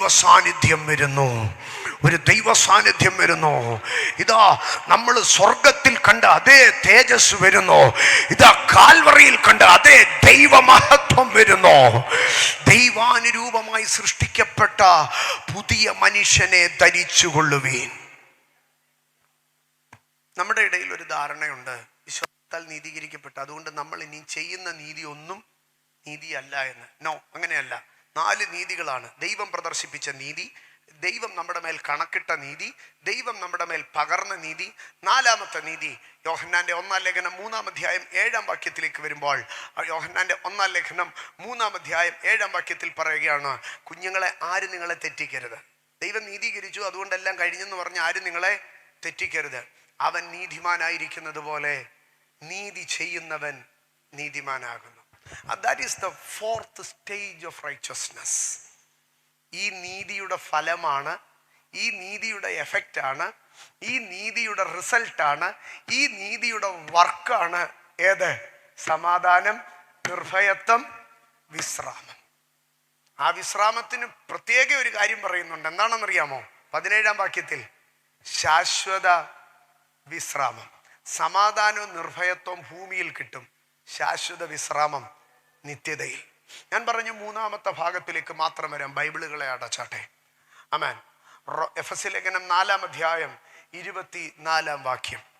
ദൈവത്തെ പോലിരിക്കുന്ന ഒരു ഉടുപ്പ്. ആ ഉടുപ്പിനകത്ത് രണ്ടുവിധ നൂലുകളാണ് ഉള്ളത്, വിശുദ്ധിയും നീതിയും. വിശുദ്ധിയുടെയും നീതിയുടെയും രണ്ടുവിധ നൂലുകൾ കൊണ്ട്, അല്ലെങ്കിൽ ഇങ്ങനെ പറയാം, ബ്ലൂവും റെഡും എന്ന് നിങ്ങൾ മനസ്സിൽ ചിന്തിച്ചോ. ബ്ലൂ റൈച്ചസ്നെസ്സും വിശുദ്ധി റെഡുമാണെന്ന് അല്ലെങ്കിൽ വൈറ്റുമാണെന്ന് ചിന്തിച്ചോ.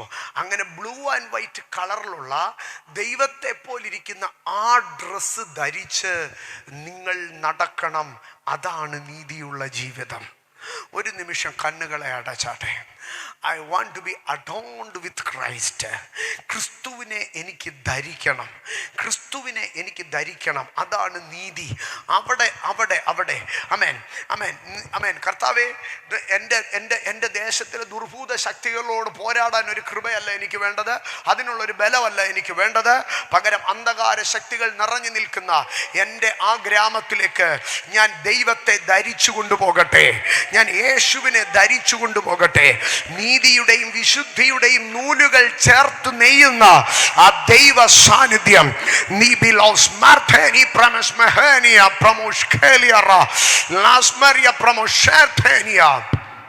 ഞാൻ ഒറ്റ കാര്യം കൂടെ പറയാം. നീതി എന്നുള്ളത് രാജാവിന്റെ മുമ്പിൽ നിൽക്കാനാ, വിശുദ്ധി എന്നുള്ളത് ആലയത്തിന്റെ മുമ്പിൽ നിൽക്കേണ്ടതാണ്. നീതി എന്നുള്ളത് നിന്റെ രാജ്യത്വത്തിന്റെ ഭാഗമാണ്, വിശുദ്ധി എന്നുള്ളത് നിന്റെ പൗരോഹിത്യത്തിന്റെ ഭാഗമാണ്. നാം റോയൽ പ്രീസ്റ്റ്ഹുഡ്, രാജകീയ പുരോഹിത വർഗമാണ്. ഒരു നിമിഷം കണ്ണുകളെ അടച്ച് എഴുന്നേറ്റ് നിന്നാട്ടെ, ഒരു ഹൃദയം തുറന്നൊന്ന് പ്രാർത്ഥിച്ചാട്ടെ. Adorned with righteousness, covered with righteousness. ഇന്ന് പകൽ ആ നീതി കൊണ്ടൊന്ന് അലങ്കരിക്കപ്പെടട്ടെ, നീതി കൊണ്ടൊന്ന് അലങ്കരിക്കപ്പെടട്ടെ. എവിടെയൊക്കെ അനീതിയുടെ കറകൾ കിടക്കപ്പെടുന്നെങ്കിലോ, എവിടെയൊക്കെ അനീതിയുടെ ക്ലെയിമുകൾ കിടക്കുന്നെങ്കിലോ, അതെൻ്റെ സമാധാനത്തെ തകർക്കുക. പക്ഷെ ഇന്ന് പകൽ ഞാൻ വിശ്വസിക്കുന്ന കർത്താവേ, ഞാൻ വിശ്വസിക്കുന്ന രാജാവേ, എന്റെ ജനം സമാധാന നിവാസത്തിൽ, നിർഭയ വസതികൾ, ഞാൻ ദൈവത്തിന്റെ ജനമാണ്, ഞാൻ ദൈവത്തിന്റെ ജനമാണ്, ഞാൻ ദൈവത്തിന്റെ വകയാണ്, ഞാൻ വേർപാടുള്ളവനാണ്, ഞാൻ പ്രാർത്ഥിക്കുന്നവനാണ്, ഞാൻ കഷ്ടതയിൽ കൂടി കടന്നു പോകുന്നവനാണ്, ഞാൻ അവന്റെ വാഗ്ദത്തത്തെ അകത്ത് സൂക്ഷിക്കുന്നവനാണ്.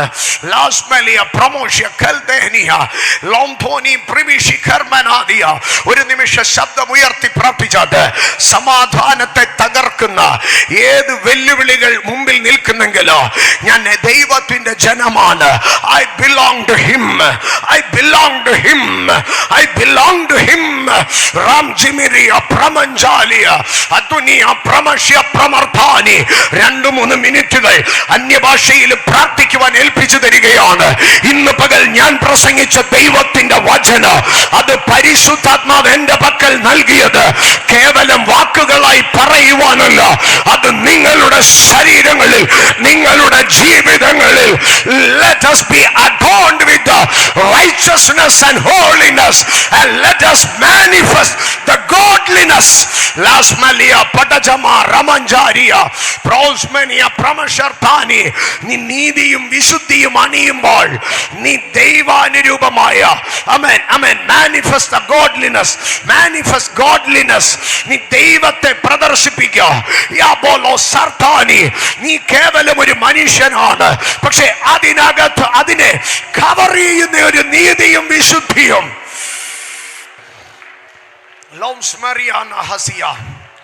ഇസ്രായേൽ പണിത ദൈവത്തിന്റെ യാഗപീഠം, അത് ഖദിരമരം കൊണ്ട് പണിതതാണ്. അതിലെ 48 പലകകളോ അത് ഖദിരമരം കൊണ്ട് പണിതതാണ്. അത് തീയടിച്ചാൽ കത്തിപ്പോകോ, അതിന് പ്രശ്നങ്ങൾ ഉണ്ടാകാം. പക്ഷേ ഒരു മരവും ആലയത്തിൽ കാണാനില്ല, അത് മുഴുവനും പൊന്നുകൊണ്ട് പൊതിഞ്ഞു വെച്ചിരുന്നു. ഇന്ന് പകൽക്കാലം ആമേൻ, നമ്മൾ കറപ്റ്റബിൾ ആയിരിക്കാം, നമ്മൾ മോർട്ടൽ ആയിരിക്കാം, പക്ഷേ ഒരു ഇമ്മോർട്ടൽ ഗ്ലോറി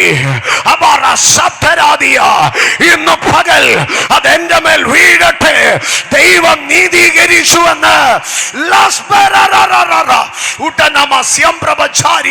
ഒരു വിശുദ്ധിയുടെ ദൈവകൃപ, ഒരു വിശുദ്ധി നീതിയുടെ ദൈവാഭിഷേകം എന്റെ മേൽ വീഴട്ടെ. അപ്പാ, ഒരു നീതിയുടെ ആത്മാവ് എന്റെ മേലൊന്ന് സ്പർശിക്കട്ടെ.